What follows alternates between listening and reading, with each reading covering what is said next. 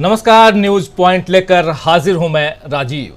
तो दोस्तों, बीजेपी के शासनकाल में राहुल गांधी को मानहानि मामले में 2 साल की सजा हो गई। उनकी संसद सदस्यता भी चली गई। सरकारी बंगले को राहुल गांधी को खाली करना पड़ा। उन्हें सामान्य पासपोर्ट हासिल करने के लिए भी बहुत मुश्किलें आईं और मुश्किलें उनके लिए खड़ी की गईं। और इन सब के साथ साथ सोशल मीडिया पर जो ट्रोलिंग की जा रही है वो तो अलग ही है। लेकिन इतने सारे दांव पेचों के बावजूद बीजेपी राहुल गांधी के बढ़ते कदमों को रोक नहीं पा रही है, राहुल को मात नहीं दे पा रही है, बल्कि खुद राहुल की बातों से उलझनें बढ़ती जा रही हैं। राहुल अभी अमेरिका के दौरे पर हैं और वहां से भी अपने बयानों से उन्होंने बीजेपी को फंसा दिया है। दरअसल सैन फ्रांसिस्को में कल राहुल गांधी ने एक तरफ मोदी जी पर सब कुछ जानने वाला तंज कसा। आपको याद होगा कि उन्होंने कहा कि अगर मोदी जी चाहें तो भगवान को भी बता दें कि ब्रह्मांड कैसे चलता है।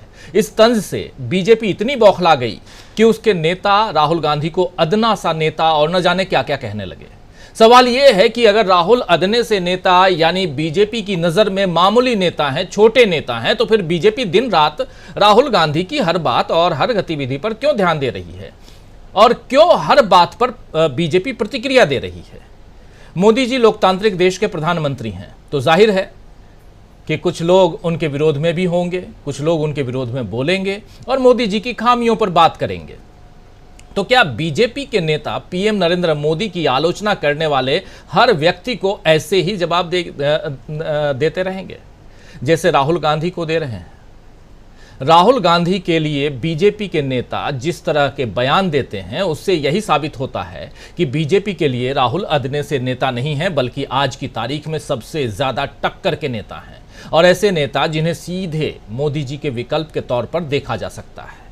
इसीलिए बीजेपी को राहुल से परेशानी होती है।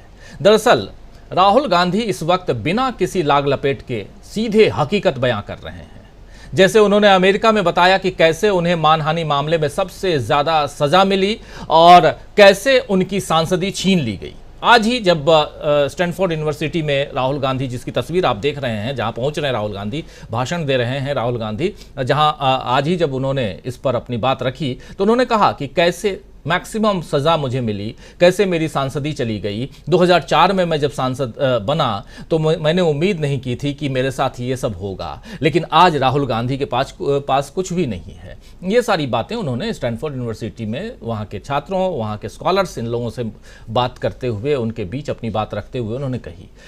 इससे पहले राहुल गांधी ने पैगासस स्पाईवेयर के इस्तेमाल से की जा रही जासूसी का भी जिक्र किया था, लेकिन ये AI यानी आर्टिफिशियल इंटेलिजेंस के ऊपर एक लेक्चर, और उस लेक्चर में उन्होंने अपनी बात रखी थी कि उन्होंने कहा कि कैसे सार्वजनिक संस्थाओं को भारत में कमज़ोर किया जा रहा है। ये सारी बातें पहली बार राहुल गांधी नहीं कही है। पैगासस की बात राहुल गांधी पहले भी कर चुके हैं, देश के लोकतंत्र की बात पहले भी कर चुके हैं। राहुल गांधी ने यही आरोप बीजेपी पर पहले भी लगाया है और अगर बीजेपी इन आरोपों को अगर खारिज कर रही है तो उसे पुख्ता सबूतों के साथ ऐसा करना चाहिए, मगर बीजेपी ऐसा नहीं कर रही है। खारिज तो कर रही है लेकिन सबूत बीजेपी के पास नहीं है। अब बीजेपी कह रही है कि ऑस्ट्रेलिया के प्रधानमंत्री नरेंद्र मोदी को, यानी ऑस्ट्रेलिया के प्रधानमंत्री जो अल्बनीज हैं, वो नरेंद्र मोदी को बॉस कह रहे हैं। वहीं इटली के प्रधानमंत्री ने मोदी को दुनिया के सबसे प्रिय नेता करार दिया है। दुनिया के अन्य नेता भी मोदी जी के नेतृत्व का सम्मान करते हैं। ये तमाम बातें बीजेपी के लोग कह रहे हैं इन दिनों, जब से प्रधानमंत्री नरेंद्र मोदी ऑस्ट्रेलिया से लौट के आए हैं। कांग्रेस इसे, और इतना ही नहीं, इसमें यह भी कहते हैं बीजेपी के लोग कि कांग्रेस इसे पचा नहीं पा रही है, इसलिए राहुल गांधी अनाप शनाप बोल रहे हैं। लेकिन राहुल गांधी अगर अनाप शनाप बोलते हैं, राहुल गांधी अदने से नेता हैं, तो फिर राहुल गांधी पर आप प्रेस कॉन्फ्रेंस क्यों करते हैं? अभी आप देख रहे हैं रविशंकर प्रसाद जी को दूसरे हमारे साइड के स्क्रीन में, जरा इनको सुन लीजिए क्या कुछ कह रहे हैं। आज की बात है और इनके अलावा बहुत सारे नेता जो बीजेपी के हैं वो ऑलरेडी आकर के अपनी अपनी बात रख चुके हैं, लेकिन इन्हीं को सुन लेते हैं। चलिए सुनते हैं। मित्रों, राहुल गांधी विदेश में घूम रहे हैं। वो कहते हैं कि मैं नफरत के बाजार में मोहब्बत का पैगाम लेके आया हूं। राहुल गांधी, भारत की विकास यात्रा के खिलाफ आप नफरत का बाजार क्यों फैलाते हैं? तो ये सवाल कर रहे हैं राहुल गांधी से कि राहुल गांधी जी, आप नफरत के बाजार में आप कहते हैं कि मोहब्बत की दुकान लेके हम आए हैं, लेकिन आप भारत के विकास यात्रा में नफरत का बाजार क्यों लगा रहे हैं, नफरत की दुकान क्यों खोल रहे हैं? तो ये बात बीजेपी के नेता, और यही नहीं अनुराग ठाकुर और ऐसे तमाम नेता अपनी अपनी बात रख रहे हैं। दिन भर आप देखेंगे तो ये बात कहीं ना कहीं किसी न किसी चैनल पर आपको देखने को मिल जाएगी।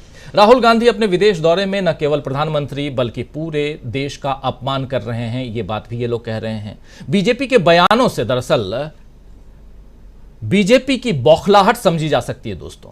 और अभी राहुल ने जिस तरह पेगासस जासूसी मामले को अमेरिका में एआई उद्यमियों के सामने उठाया है, जिस तरह विदेशी मदद वाले सवाल के जवाब में साफ कहा कि हमारी लड़ाई हमारी है और हमें इसमें किसी से मदद की जरूरत नहीं है। इसी मंच पे, जिसकी तस्वीर आप देख रहे हैं, इसी मंच पे स्टैनफोर्ड यूनिवर्सिटी में जब इनसे पूछा गया कि विपक्ष के नेता और इनके ऊपर, विपक्ष के नेताओं के ऊपर यह आरोप लगता है कि वो विदेशी मदद चाहते हैं, तो उन्होंने साफ कहा कि नहीं, बिल्कुल नहीं, हमारी लड़ाई हमारी लड़ाई है। जरा आइए जरा सुन लेते हैं उनकी जुबानी क्या कुछ कह रहे हैं राहुल गांधी यहाँ पे, सवाल भी जवाब भी। When we see struggles between the ruling party and the opposition in other democracies, we hardly ever see the opposition seeking international support outside the foreign ministry. You've gone rogue in some respects. No, I'm not seeking support from anybody. I'm very clear that our fight is our fight.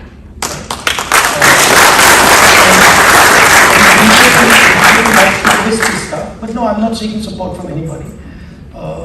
But there is a group of young students from India here, and I want to have a relationship with them, and I want to talk to them. I think it's my right to do it. I mean, I don't understand why the Prime Minister doesn't come here and do it. Prime Minister Modi, you're welcome at Stanford anytime. You'd love to have you.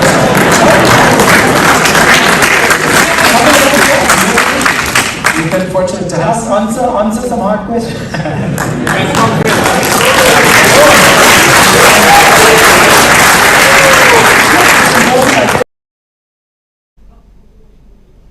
तो दोस्तों आप सुन रहे थे, थोड़ा audio हो सकता है clear ना सुनाई दे, वीडियो थोड़ा ब्लर आपको दिखाई दे रहा हो, लेकिन जो बात यहां राहुल गांधी रख रहे थे वही कि our fight is our fight, हमारी लड़ाई है, इसमें हमें किसी से मदद की जरूरत नहीं है, दरकार नहीं है। तो इन बातों से बीजेपी और ज्यादा फंस गई है, इसलिए क्योंकि एक तरफ यहां कह रहे हैं कि प्रधानमंत्री नरेंद्र मोदी जब विदेश जाते हैं तो वहां उनको बॉस कहा जाता है, और यहां राहुल गांधी जब विदेश जाते हैं तो राहुल देश का अपमान करते हैं। तो आइए दोस्तों, ऐसी बहुत सारी चीजें हैं, लेकिन उसके अलावा आप रविशंकर प्रसाद को सुन रहे थे। विपक्षी खेमे में राहुल गांधी की इस यात्रा से काफी उत्साह है और विपक्षी खेमा काफी खुश है। तमाम विपक्षी दल राहुल की इस यात्रा और राहुल की साफ गोई से बहुत ज्यादा खुश नजर आ रहे हैं और उत्साहित नजर आ रहे हैं। इन्हीं सबके बीच शिवसेना उद्धव ठाकरे गुट के नेता और सांसद संजय राउत ने आज दिन में बयान दिया। वो क्या बयान उन्होंने दिया उसको भी देख लेते हैं, उनका बयान। और कह रहे हैं कि राहुल सचिन तेंदुलकर और विराट कोहली की याद दिला रहे हैं, यानी ताबड़तोड़ बैटिंग कर रहे हैं। सुनिए जरा। अमेरिका में है और उनकी जो सभाएं वहां हो रही है, उनको बहुत बड़ा रिस्पांस वहां के लोगों से मिल रहा है। और उनके भाषण सुनने के लिए जो लोग आ रहे हैं वो भाड़े के तट्टू नहीं है, वो कोई इवेंट नहीं है, लोग अपने आप आ रहे हैं।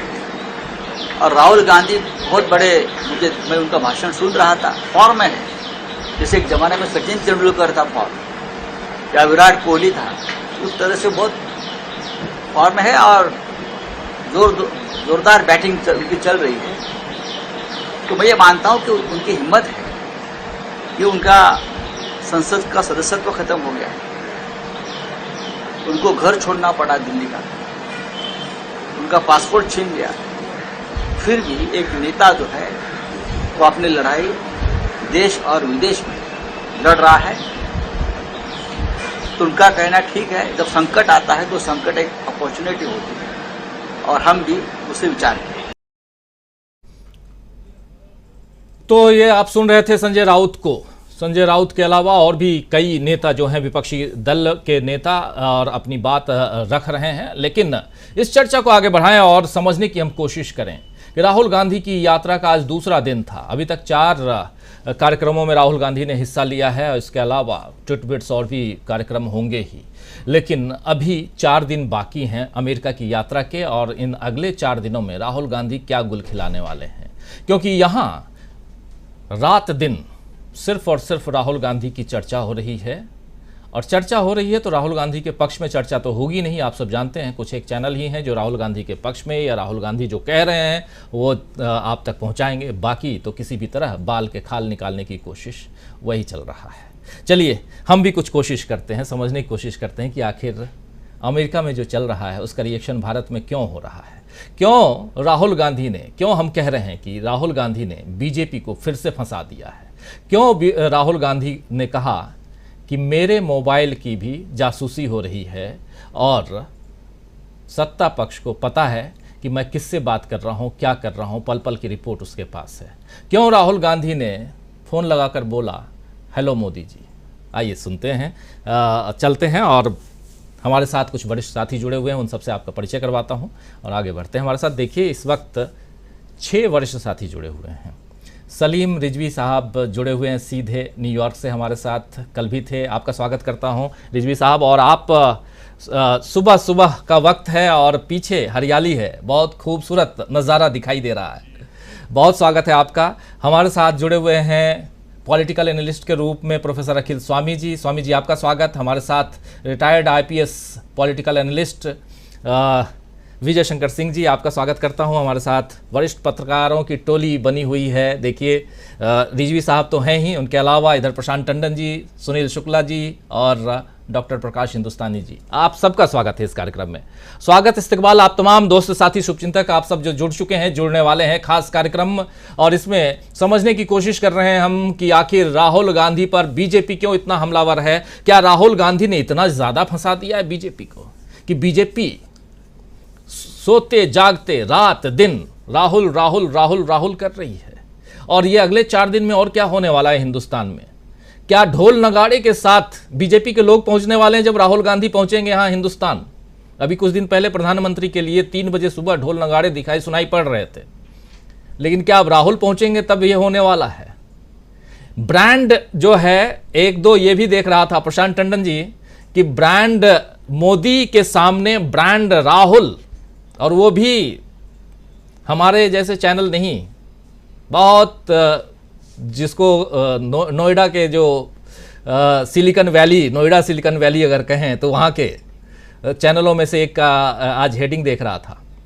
तो ब्रांड बनाम ब्रांड, ये चर्चा भी होने लगी है। यानी कि कहीं ना कहीं ये स्वीकार्यता तो आ रही है लोगों में कि राहुल गांधी कुछ ना कुछ गुल खिला रहे हैं अमेरिका में।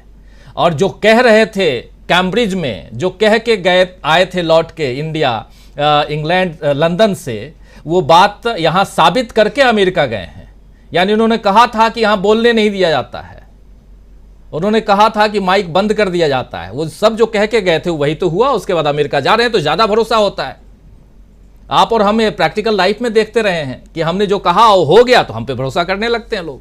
जरा आना चाहता हूँ भरोसे पे, राहुल गांधी पर भरोसा कितना ज़्यादा विदेश में। और आपके बाद फिर सीधे रजवी साहब के पास आऊँगा और उनसे भी समझना चाहूँगा कि वो किस नज़र से वहाँ देखते हैं लोग, और खासकर भारत जोड़ो यात्रा के बाद भरोसा कितना कायम हुआ है राहुल गांधी पे। और पूरी की पूरी लड़ाई जो है पॉलिटिक्स में भरोसे की होती है, ये आप और हम सब जानते हैं अच्छी तरह से। विश्वास बनता है तभी वोट देते हैं।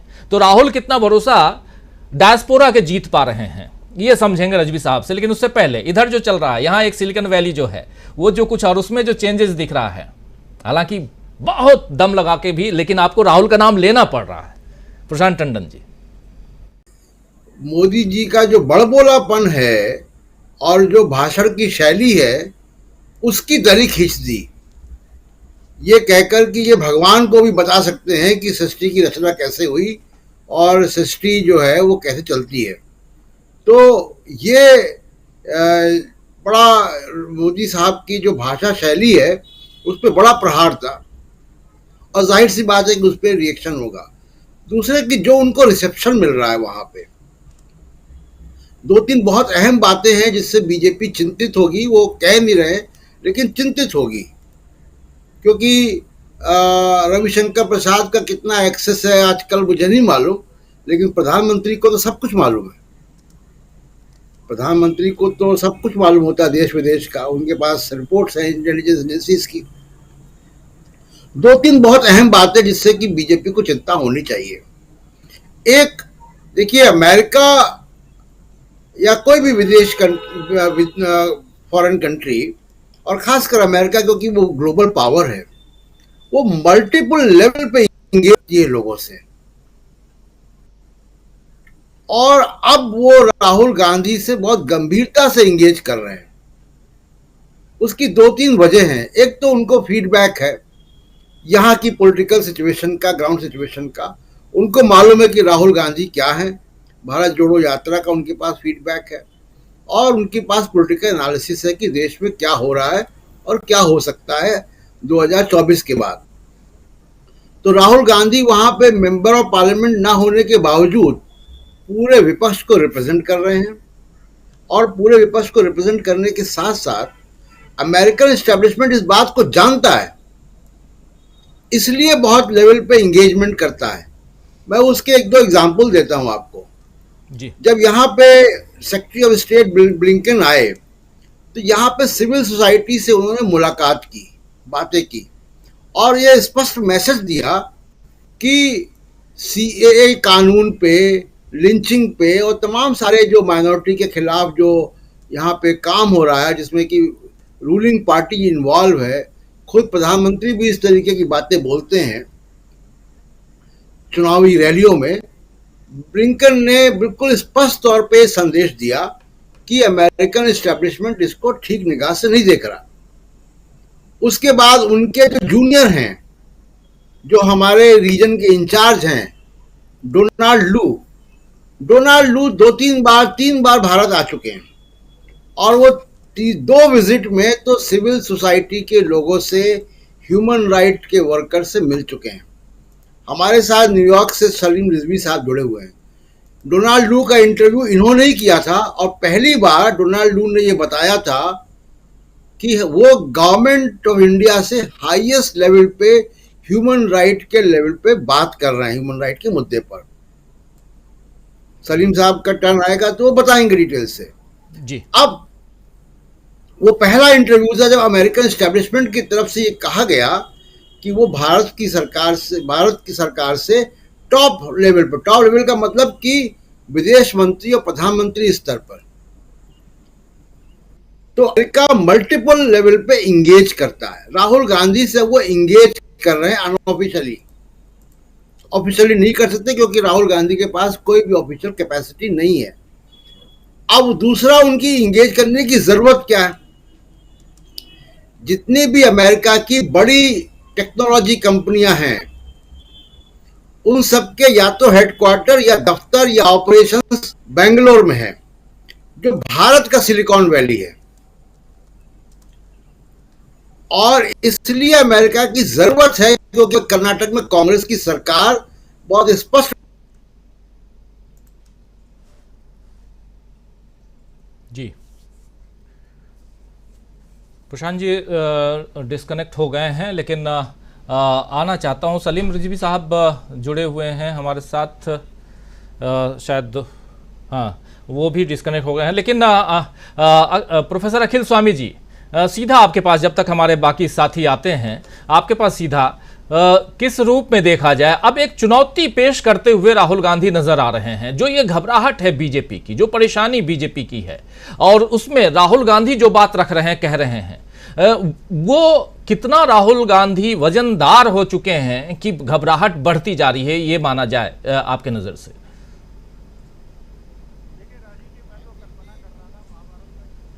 हाँ, नहीं, लेकिन मैं ये सोच रहा था कि जो युद्ध हुआ होगा भीमसेन का, उसमें कैसा युद्ध हुआ होगा, मल्ल युद्ध कैसा हुआ होगा।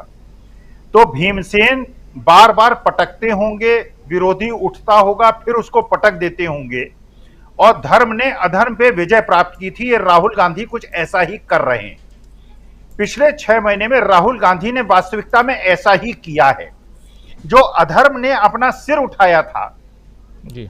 और जिस प्रकार से धर्म को पराजित करने का प्रयास पिछले 9 साल में हुआ था, पिछले 6 महीने में मैं देख रहा हूं पदयात्रा के माध्यम से, उसके बाद राहुल गांधी ने जो मोहब्बत की दुकान खोली थी उसके माध्यम से, उसके बाद विदेश में जाके पूरे विदेशी की फ्रेटर्निटी को यह मैसेज देके कि भारतवर्ष वही पुराना महात्मा बुद्ध और बिल्कुल महात्मा गांधी का और पंडित जवाहरलाल नेहरू का देश है, हम प्यार और मोहब्बत को बांटने वाला देश हैं। देखिए, एक राजीव जी नैरेटिव बनाया गया था पिछले 9 साल से, विद्वेष और घृणा ही राष्ट्र धर्म है जी। जिसको कहा जाता है, जिसको लोगों ने कहा कि ये राष्ट्र धर्म है, इसको कहा गया नेशनलिज्म है। ये ऐसा नेशनलिज्म बनाया गया जिसमें धर्म और संप्रदाय के आधार पर लोगों से घृणा करना ही राष्ट्र धर्म माना गया, राष्ट्रीयता माना गया। राहुल गांधी ने इसको धराशायी कर दिया। राहुल गांधी ने यह बताया कि यह देश जो है ये प्रेम के आधार पर बना हुआ देश है। भारतवर्ष एक अनूठा देश है, पूरे विश्व में ये एकमात्र ऐसा देश है जिसमें इतनी विविधताएं हैं, इतनी भाषाएं हैं, इतने रंग हैं, इतने धर्म हैं, इतनी जाति हैं, इतने संप्रदाय हैं, और उसके बावजूद हम एक परिवार में मिलजुल कर रहते हैं। तो वास्तविकता में राहुल गांधी ने जो प्यार की गंगा बहाई है, जो हमारी गंगा जमुना संस्कृति को आगे बढ़ाया है, जो एक हमारे देश में विद्वेष की ज्वाला को भड़काया गया था, उसको इस प्यार की गंगा के पानी से छिड़क कर बुझाया है। वास्तविकता में ये उसी प्रकार का है जैसे जरासंध को बार बार पटक कर जब भी वो उठने की कोशिश करता था, और मैं कल्पना करता हूं कैसे भीमसेन ने जंगा को फाड़ के उसको, अपने विरोधी की जंगा को फाड़ दिया था, बिल्कुल उसी प्रकार से आजकल राहुल गांधी कर रहे हैं और ये मैसेज दे रहे हैं। ये देश केवल प्यार, मोहब्बत, अहिंसा, सद्भाव, समभाव, इस देश में रहने वाले, हम विदेश भी जाएंगे तो हम केवल प्रेम और सद्भाव की बात करेंगे, हम धर्मनिरपेक्षता की बात करेंगे। अब तभी हम ये जाके किसी भी मुस्लिम देश और क्रिश्चियन देश में कह सकेंगे तुम्हें अगर सेकुलरिज्म सीखना है, अगर तुम्हें प्यार मोहब्बत की बात सीखनी है तो हिंदुस्तान में आके सीखो। आज मैं क्या जाके विदेश में कहूंगा, मैं रिजवी साहब से जाके क्या कहूंगा अगर मैं इनके देश में जाऊंगा और वहां जाके कहूंगा? ये पूछेंगे तुम किस देश से आए हो, तुम क्या उस देश से आए हो जहां पे धर्म की मायना ये रखा जाता है दूसरे से घृणा किया जाए, दूसरे से विद्वेष किया जाए? क्या तुम महात्मा गांधी और महात्मा बुद्ध के देश से आए हो अखिल स्वामी? मैं इनको क्या जवाब दूंगा? इसलिए मैं अपनी आत्मा को शुद्ध रखते हुए देश में भी विदेश में भी हर जगह कहूंगा, अल्पसंख्यकों की रक्षा हो, बहुसंख्यक जो हैं दूसरे धर्म और जाति संप्रदाय किसी को भी नीचा और हे न समझें, अपनी श्रेष्ठता कायम न करें, किसी को घेर के न पीटें, प्यार मोहब्बत की बात हो। जो मेरे देश की आत्मा है मैं उसको उज्जवल रखने की बात करूंगा। और राहुल गांधी को मैं इसलिए मानता हूं कि राहुल गांधी उसी ज्वाला को, उसी प्रेम के संदेश को पूरे विश्व में बांट रहे हैं और देश की आत्मा को जीवित रख रहे हैं। राजीव जी, जी, सामाजिक न्याय की आप बात कर रहे हैं, उस पर भी आएंगे और बहुत महत्वपूर्ण बात आप कह रहे हैं। और राहुल गांधी को लेकर के जब भी हम चर्चा कर रहे हैं तो एक नैरेटिव ये अब दिखाई दे रहा है, सेट होता हुआ दिखाई दे रहा है कि राहुल कहीं ना कहीं, और आज से नहीं बल्कि 2004 से जब वो सांसद बने तब से वंचितों के घर, दलितों के घर, आदिवासियों के घर जाना, उनके साथ रहना, खाना खाना, कई सारी तस्वीरें आई और कैसे राहुल गांधी को धीरे धीरे बैकफुट पर लाने की कोशिश हुई। और खुद कह चुके हैं राहुल गांधी की हज़ारों करोड़ रुपए मेरे पीछे लोगों ने खर्च किए, भाजपा ने खर्च किए। खैर, और उस पर भी आएंगे। अभी आना चाहता हूँ सलीम रिजवी साहब आपके पास और समझना चाहता हूं कि यहां बीजेपी आज दिन भर ये कहते हुए सुनी गई, और अभी आपने भी सुना रविशंकर प्रसाद जी को भी, कि राहुल गांधी विदेश में जाकर नफरत की दुकान खोल रहे हैं। हिंदुस्तान में तो खोल ही दिया, आप विदेश में भी जाके खोल रहे हैं। कैसे माना जाए, चूंकि आप वहां हैं, अमेरिका में हैं, और इसमें कितनी सच्चाई है जरा आपके नजरिए से समझना चाहता हूं कि राहुल गांधी सचमुच अमेरिका में जाकर नफरत की दुकान खोल रहे हैं या मोहब्बत का पैगाम लेके आए हैं, क्या है? जी शुक्रिया राजीव जी। यहाँ पे देखा आपने कि स्टैनफोर्ड एक बड़ी प्रतिष्ठित यूनिवर्सिटी है यहाँ पे, और उनको न्योता दिया गया कि आप आइए और बोलिए इन सब इश्यूज पे, तो वो गए और कई दिनों पहले से ही वो कैपेसिटी फुल हो गई थी, मतलब टिकट बिक गए थे, जगह नहीं थी। ये हालत थी कि भाई कहा जा रहा था कि शायद बहुत से लोग बाहर खड़े रह गए इंतजार में और अंदर नहीं जा पाए, जबकि अंदर आपने देखा विजुअल्स अगर देखे हो फोटो तो वो काफी भरा हुआ था, जो सभागार था, ऑडिटोरियम है। और ये centre on democracy and rule of law, ये वहां जो है उसने दावत दी थी। तो जिस रिएक्शन को देख रहे हैं हम लोग, और उसके बाद जब आप देखें कुछ फोटोज आपने देखी होंगी कि लोग लड़के और सेल्फीज ले रहे हैं उनके साथ आके, स्टूडेंट्स जो हैं, लड़के लड़कियां, और सारी जो टीचर्स भी बड़े एक्साइटेड हैं क्योंकि दोनों मिक्स क्राउड था वहां पे। तो ये सारी चीजें जाहिर है कि ये दिखाती हैं कि क्या वजह है कि इतना अट्रैक्शन है वहां पर। उसकी बात यही है कि ये कोई नफरत की बात नहीं कर रहे हैं, और वो एक पैगाम दे रहे हैं कि भाई एक डेमोक्रेसी और सोशल जस्टिस और इंक्लूसिवनेस, मतलब सबको साथ लेके मिल के रहना और चलना, ये जिसको कि वो जाहिर है मोहब्बत की दुकान कहते हैं। तो ये बिल्कुल अलग सा पिक्चर पेश होती है उससे कि जो बीजेपी और दूसरे लोग वहां इंडिया में स्टेटमेंट्स के जरिए जो पेश करना चाह रहे हैं। तो जाहिर है कि ये एक बड़ा इंपॉर्टेंट उनका इंटरैक्शन था, उसमें लोगों, स्टूडेंट्स और वहां पे जो एकेडमिक्स हैं उन लोगों ने उनसे सवालात पूछे और इंटरैक्ट किया और सारी चीजें उन्होंने रखी। जाहिर है फोकस फिर वही लग रहा था कि मोदी जी पे उन्होंने साफ तौर पे कहा कि भाई ये चीजें हैं, नाम भी लिया, और ये भी उन्होंने बिल्कुल शुरू ही में बता दिया कि भाई डिस्क्वालीफाई उनको किया गया और वो मेंबर ऑफ पार्लियामेंट हुआ करते थे, वो सारी बात उन्होंने बताई। तो डेमोक्रेसी और rule of law, freedom of speech, इन सब पे फोकस उनका बराबर बरकरार है। और ये जाहिर है कि ये उन सब पॉलिसीज जो अभी हुकूमत है मोदी साहब की, उसके खिलाफ, उनकी पॉलिसीज के खिलाफ है। अब इसको मुल्क के खिलाफ तो कतई नहीं माना जाना चाहिए, और ये उनका एक बड़ा वाज़ेह, बहुत क्लियर पॉइंट ऑफ व्यू है। और उसके साथ साथ जो अभी प्रशांत साहब कह रहे थे कि वो ह्यूमन राइट्स के मामले में जो इश्यूज अमेरिका की नजर है, बहरहाल ये जाहिर है कि यहाँ बोल रहे हैं वो एक बड़ी प्रतिष्ठित यूनिवर्सिटी में, लेकिन पूरा जो, जैसे प्रशांत साहब ने कहा कि वो स्टेट लेवल पे, गवर्नमेंट लेवल पे सबकी नजर होती है, और उनको ह्यूमन राइट्स इश्यूज हुए, फ्रीडम ऑफ स्पीच है, डेमोक्रेसी, चाहे वो ब्लिंकन हो या और डोनाल्ड लू साहब, उनको मैंने इंटरव्यू किया था जैसे प्रशांत ने कहा, तो वो पॉइंट ब्लैंक मैंने पूछा था उनसे कि भाई आप क्या, have you taken this up with the government in India at any level? तो उन्होंने सीधे कहा था yes, at the highest level, कि मतलब उच्चतम स्तर पर हमने उनसे ये मामले उठाए हैं। मैंने यही कहा था कि भाई वहां पर क्या हालात हैं ह्यूमन राइट्स के, आपने देखे हैं, खबरें आ रही हैं माइनॉरिटीज के खिलाफ जो अटैक्स हैं, मीडिया का जो हाल है, और जो कम्युनिटीज हैं, दलित्स हैं, उन सब के खिलाफ जिस तरह के वो हालात बने हैं। तो क्या आप, जाहिर है कि हर लेवल पे इंटरेक्शन रहता है,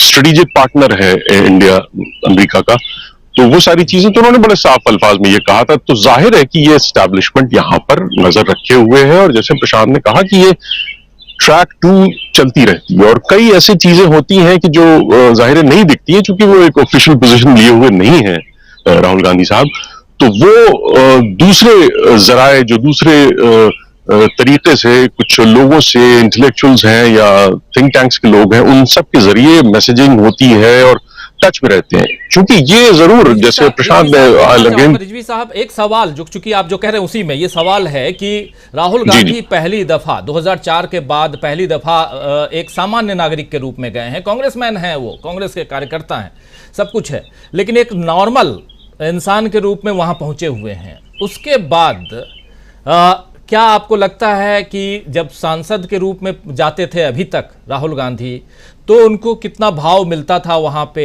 और आज क्या उसमें कमी आई है, या वही है जो पहले था, उनको जितना रिस्पेक्ट पहले मिलता था उतना ही रिस्पेक्ट आज भी मिल रहा है? क्या कुछ देखा जा रहा है? नहीं, ये तो बिल्कुल क्लियर है राजीव जी, क्योंकि ये पहले भी मैंने कवर किया है, इनकी विजिट्स आते थे, ये तो इस तरह का रिएक्शन नहीं होता था। और अब जाहिर है बड़ा क्लियर है कि ये भारत जोड़ो यात्रा के बाद और फिर कर्नाटका की विक्ट्री के बाद जो बड़ी लैंडस्लाइड कही जा सकती है, तो इनकी इमेज बदली है, लोगों में और पॉपुलर हुए हैं, लोग इनको बहुत संजीदगी से लेने लगे। और वही मैं मेंशन कर रहा था कि यहाँ पर एक ऑपोजिशन का फेस है वो, और यही चीज एस्टैब्लिशमेंट और यहाँ पे गवर्नमेंट सतह पे देखी जाती है, और वो नजर रखते हैं कि भाई हम वो बिल्कुल काट नहीं लेते। गवर्नमेंट चलती है तो उनको, जो करंट गवर्नमेंट है उससे भी टच में रहना, और वो उनके पास सारी रिपोर्ट्स होती हैं और आती रहती हैं कि भाई कौन आ सकता है ऑल्टरनेटिव, तो वो सारे चैनल्स खुले रखते हैं और इसलिए राहुल गांधी को यहां पर खासी अहमियत दी जा रही है। जी, ये बहुत इंपॉर्टेंट बात आप कह रहे हैं कि कौन आ सकता है अल्टरनेटिव। ये जो अल्टरनेटिव है ये कौन है, और यही बात यहाँ हिंदुस्तान में भी अब हो रही है कि पीएम का अल्टरनेटिव कौन है। अभी तक सवाल पूछा जाता था, लेकिन अब जवाब भी लोग देने लगे हैं, और अमेरिका जैसे देश में तो ये सारी चीज़ें ज़्यादा नज़दीक से देखी जाती हैं। डॉक्टर प्रकाश हिंदुस्तानी जी, आपके नज़रिए से समझना चाहता हूँ, बहुत कुछ आप भी फॉलो कर रहे होंगे राहुल गांधी की इस यात्रा को और हिंदुस्तान में जो कुछ हो रहा है। एक पत्रकार के नाते हिंदुस्तान में जो कुछ चल रहा है, राहुल गांधी, ये तो तय मानिए राहुल गांधी भी ये शायद मान करके वहाँ बैठे होंगे, टेलीविज़न या यहाँ के अखबारों को, टेलीविज़न चैनल्स को वो फॉलो करें ना करें, लेकिन वो जान रहे होंगे कि आज मैंने ये बोला तो वहाँ ये बोला जा रहा होगा, पर प्रतिक्रिया यही आ रही होगी, रिएक्शन यही हो रहा होगा। क्या देखा, अब क्या देख रहे हैं आप, चूँकि आप जहाँ बैठे हैं जिस स्टेट में, वहाँ बहुत गहमा गहमी है। मध्य प्रदेश की बात कर रहा हूँ, उसमें भी आप इंदौर में हैं, वहीं से यात्रा निकली थी, भारत जोड़ो यात्रा, और अभी सलीम रिजवी साहब कह रहे हैं कि भारत जोड़ो यात्रा के बाद राहुल गांधी की प्रतिष्ठा एक अलग उस पे मुकाम पे है, और वो भी यूएसए में।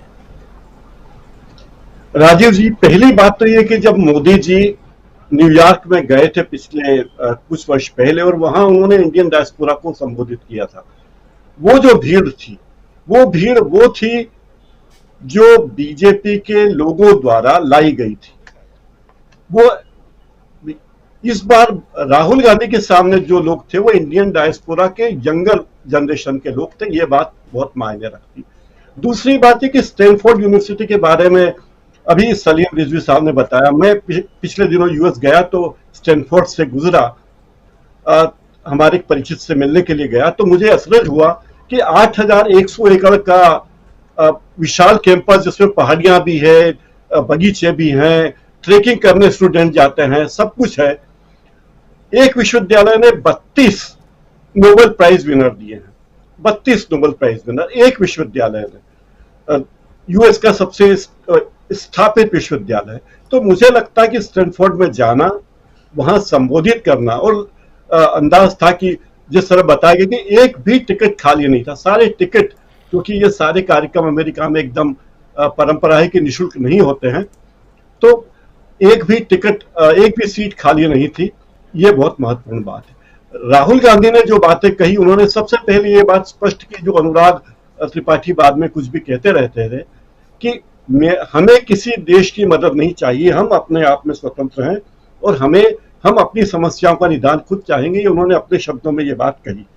ये बात कही कि भारत की समस्या है और हमें इसमें किसी की मदद या हस्तक्षेप की जरूरत नहीं है। उनका परिचय दिया गया कि भूतपूर्व सांसद है, तो उन्होंने कहा कि आपने मेरा परिचय दिया, और तभी उन्होंने कहा कि मुझे कल्पना नहीं थी कि मेरा सांसद की सीट जाएगी। भारत जोड़ो यात्रा का जिक्र उन्होंने किया। सबसे बड़ी बात जो उन्होंने कही वो ये कि संवैधानिक संस्थाओं पर बीजेपी और उसके कुछ लोगों का कब्जा है और हमारी संसद फंक्शन नहीं कर रही। ये बात सबसे, और उनका आज का भाषण का विषय था बदलते वैश्विक परिदृश्य में भारत की भूमिका। कोई बीजेपी या कांग्रेस विषय नहीं था। तो अगर बदलते वैश्विक परिदृश्य में भारत की भूमिका की बात हो और विपक्ष का कोई नेता ये कहे कि हमारी संसद फंक्शन नहीं कर पा रही है, इसका मतलब ये कि हमारी लोकतांत्रिक व्यवस्था ठीक से काम नहीं कर रही है। और ये बहुत ही एक लोकतांत्रिक देश के लिए बहुत गंभीर बात है जो राहुल गांधी ने कही। उन्होंने अंतर्राष्ट्रीय विषयों पर भी भारत की भूमिका के संदर्भ में बात की, खास करके चीन से रिश्ते और रूस से रिश्ते, दोनों के बारे में उन्होंने बहुत खुल के बात कही और ये कहा कि केंद्र की सरकार अपने अंतर्राष्ट्रीय रिश्तों को लेकर बहुत गंभीर नहीं है। ये बहुत मेरे ख्याल से अंतर्राष्ट्रीय स्तर पर अगर कोई भी भारत का नेता ये बात कहता है तो उसके मायने बहुत ज्यादा है। अगर इंदौर में राहुल गांधी ये बात कहते तो शायद उसका महत्व इतना ज्यादा नहीं होता, लेकिन अगर वो कैम्ब्रिज या स्टैनफोर्ड में ये बात कहते हैं, स्टैनफोर्ड में आज उन्होंने कहा कल हाल ही में, तो स्टैनफोर्ड की जो बात है उसका महत्व है कि वो उन लोगों तक पहुंच रही है जिन लोगों तक ये बात पहुंचनी चाहिए। राहुल गांधी की ये बात दुनिया के तमाम उन लोगों के पास पहुंचेगी जो दुनिया में लोकतंत्र की झंडा बरदारी कर रहे हैं। वो वे लोग चाहे भारत में हो चाहे दुनिया के किसी भी हिस्से में हो। तो ये बहुत गंभीर बात है। राहुल गांधी ने बहुत गंभीरता से अपनी बातें कही, और इसके पहले जो उन्होंने बातें कही थी माननीय प्रधानमंत्री के बारे में, तो मुझे लगता है कि राहुल गांधी ने कोई खुश होकर ये बात नहीं की होगी, और हमने भी खुश होकर नहीं सुना माननीय प्रधानमंत्री जी के बारे में ऐसी बातें। लेकिन हमारे प्रधानमंत्री जी ऐसी बातें करते ही क्यों हैं? कोई जरूरी है कि वे हर विषय पर अपना ज्ञान लोगों के सामने बांटते चले जाएं? कोई जरूरी नहीं है कि वो ब्रह्मा जी को जाके ज्ञान दे कि दुनिया कैसी बनाई जानी चाहिए। तो ये सारी बातें राहुल गांधी ने, आप राहुल गांधी के पिछले भाषणों की तुलना करेंगे तो आप पाएंगे कि राहुल गांधी के भाषणों में एक तो दोहराव नहीं है, दूसरी बात यह कि उन्होंने अपना बातें कहने का लहजा, अपने पहले ही भाषण में उन्होंने वो बातें कही जिन्होंने बीजेपी के लिए विश्व स्तर पर हलचल मचा दी, बीजेपी को बेचैन कर दिया, फिर वे गंभीर बातों की ओर आए हैं। तो इस सब के मायने बहुत ज्यादा हैं। एक और बात, राहुल गांधी जानते हैं कि विश्व में कैसे कैसे शैक्षणिक संस्थान है, कैसे विश्वविद्यालय हैं, और जब से पिछले 9 साल में हमारे देश में विश्वविद्यालयों की हालत क्या है ये बात भी सब जानते हैं। गांधीनगर के ही केंद्रीय विश्वविद्यालय की बात करें, 10 साल तक, बल्कि कहना चाहिए 15 साल तक नरेंद्र मोदी के मुख्यमंत्री रहते उस विश्वविद्यालय को उसके कैंपस बनाने के लिए अलाटेड जगह मुहैया नहीं कराई गई। ये हमारे माननीय प्रधानमंत्री जी का, जब वे मुख्यमंत्री थे तब और अभी भी शिक्षा के प्रति उनका ये नजरिया है। हमारे देश में जो प्राइवेट विश्वविद्यालयों की वकालत जरूर करते हैं, लेकिन सरकार के दायित्व को भूल जाते हैं। तो ये बातें भी प्रधानमंत्री को देखनी चाहिए कि वे विदेश जाते हैं, इंडियन डायस्पोरा में बात करते हैं, तो किन मुद्दों पर बात करते हैं और क्या उन मुद्दों का कोई अर्थ भारत में है। और उनके विरोधी नेता, माननीय नरेंद्र मोदी जी के प्रतिपक्ष के नेता अगर विदेश जाकर कोई बात कहते हैं, खास करके राहुल गांधी या खड़गे, तो ऐसे लोगों के बारे में हमारी केंद्र सरकार को, खास करके प्रधानमंत्री नरेंद्र मोदी को गंभीरता से सोचना चाहिए कि ऐसी बातों का मायने क्या है और वे कैसा देश बना रहे हैं। जिस विश्वविद्यालय में गए वो विश्वविद्यालय करीब 125 साल पुराना है, उसी के पास न्यू जर्सी में रटगर्स विश्वविद्यालय जो करीब 250 साल पुराना है, 4000 एकड़ का वो कैंपस है और सरकारी विश्वविद्यालय है रटगर्स। तो ये बातें प्रधानमंत्री को देखनी चाहिए कि दुनिया भर में शिक्षा के लिए क्या क्या काम हो रहे हैं, भारत में उनके बारे में काम करें। बाकी नाले की गैस से चाय बनाना कोई बहुत बड़ी क्रांतिकारी बात कह के अपना मखौल उन्हें नहीं उड़ाना चाहिए था। इसलिए शायद राहुल गांधी की गलती उतनी नहीं है जितनी खुद प्रधानमंत्री नरेंद्र मोदी जी की है। राजीव जी बिल्कुल बिल्कुल 32 नोबेल स्टैनफोर्ड यूनिवर्सिटी ने दिया, और वहां से आज राहुल गांधी अपनी बात रखते हुए नजर आए। लेकिन कल उन्होंने जो बात इंडियन डायस्पोरा के बीच, एनआरआईज के बीच पे कहें, तो उन्होंने जो दिया, उनके बीच जो बात रखी और जिसके बारे में कह रहे थे अभी डॉक्टर प्रकाश हिंदुस्तानी जी, कि आगाज़ उन्होंने शुरुआत ऐसी की जिसको लेकर के यहाँ हिंदुस्तान में हंगामा हो गया। उनका जो भाषण है वो क्लिप बार बार लोग देख रहे हैं, हम भी कई बार आप लोगों को दिखा चुके हैं, एक बार फिर से दिखाऊंगा अभी, बोर मत होइए। लेकिन इंपॉर्टेंट इसलिए है क्योंकि यहीं से शुरुआत हुई है बीजेपी की परेशानियों की। बीजेपी हमेशा, आप ये जानिए कि अगर सच्चाई और सच्ची जो जहां कहते हैं कि नब्ज पर हाथ रख देना, अगर कहीं नब्ज पे आपने हाथ रख दिया तो आपको बीमारी पता चल जाती है। ये पुराने ज़मानों में वैद्य जो होते थे वो ऐसे ही करते थे, अभी भी कुछ लोग हैं जो करते हैं। तो क्या राहुल गांधी ने नब्ज पर हाथ रख दिया है? लेकिन सुनिए किस बात पे राहुल गांधी कह रहे हैं कि प्रधानमंत्री नरेंद्र मोदी को भगवान के साथ बैठा दीजिए तो वो ब्रह्मांड के बारे में बताने लगेंगे, और भी न सिर्फ प्रधानमंत्री बल्कि बाकी। इसमें से एक बात इन लोगों ने निकाली और वो गुरु नानक देव के बारे में, और उसको लेकर के भी बहुत सारी बातें चल रही हैं, उस पर भी थोड़ी सी चर्चा करेंगे आज। लेकिन पहले सुन लेते हैं राहुल गांधी ने कहा क्या था, सुनिए। Not to be under the impression that you know everything, that the world is too big, too complicated for any one person to think that he understands everything and he knows everything. And so really that is the disease that Sam sort of outlined. That is the disease, that we have a group of people in India who are absolutely convinced that they know everything. In fact, I think they think maybe they know even more than God. they could sit down with God and have a conversation and explain to him, about what is going on. And of course, our Prime Minister is one such specimen.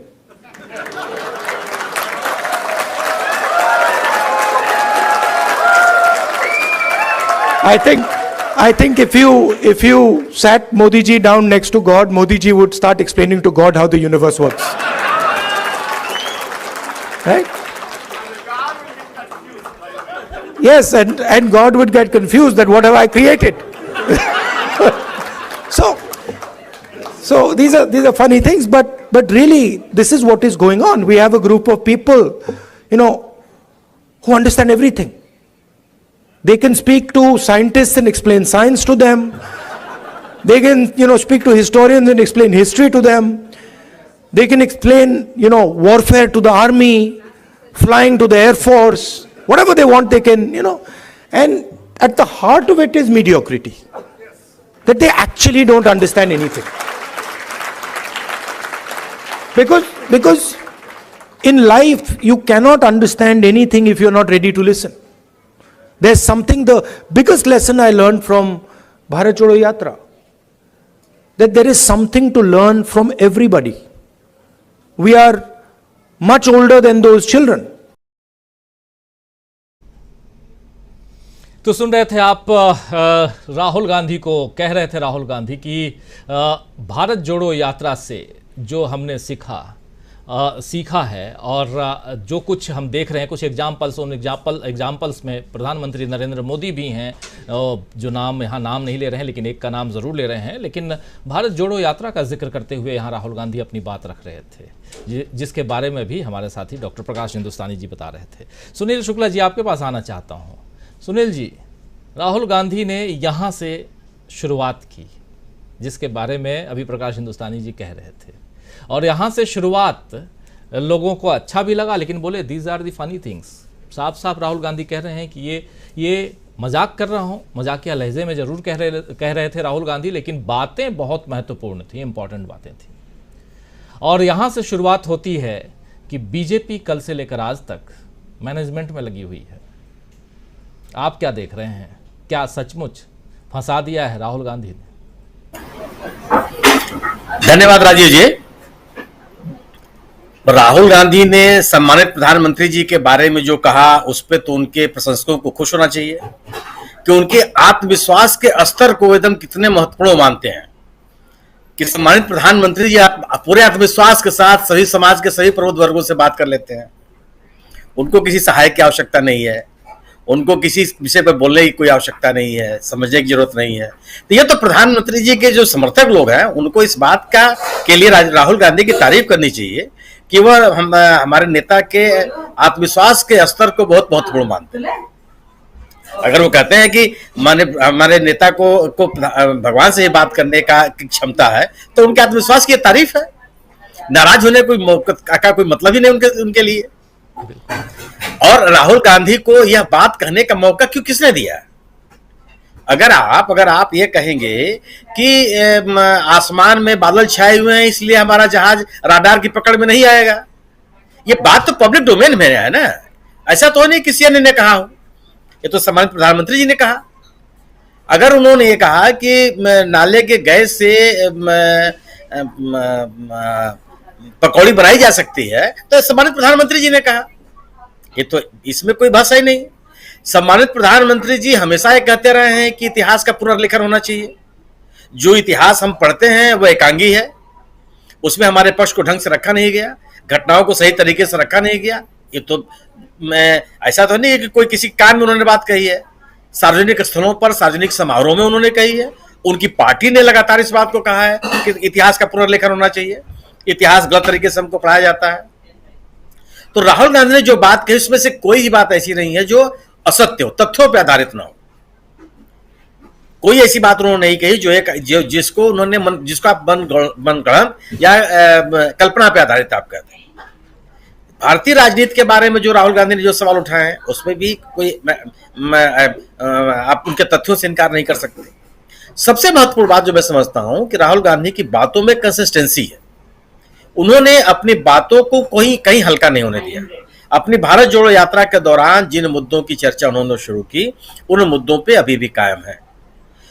हमारे आप जैसे लोगों के लिए, इस देश के सामान्य नागरिक के लिए गौरव का विषय होना चाहिए कि राहुल गांधी जैसे व्यक्ति को दुनिया के उन तमाम अकादमिक संस्था आमंत्रित करते हैं जो स्तरीय हैं।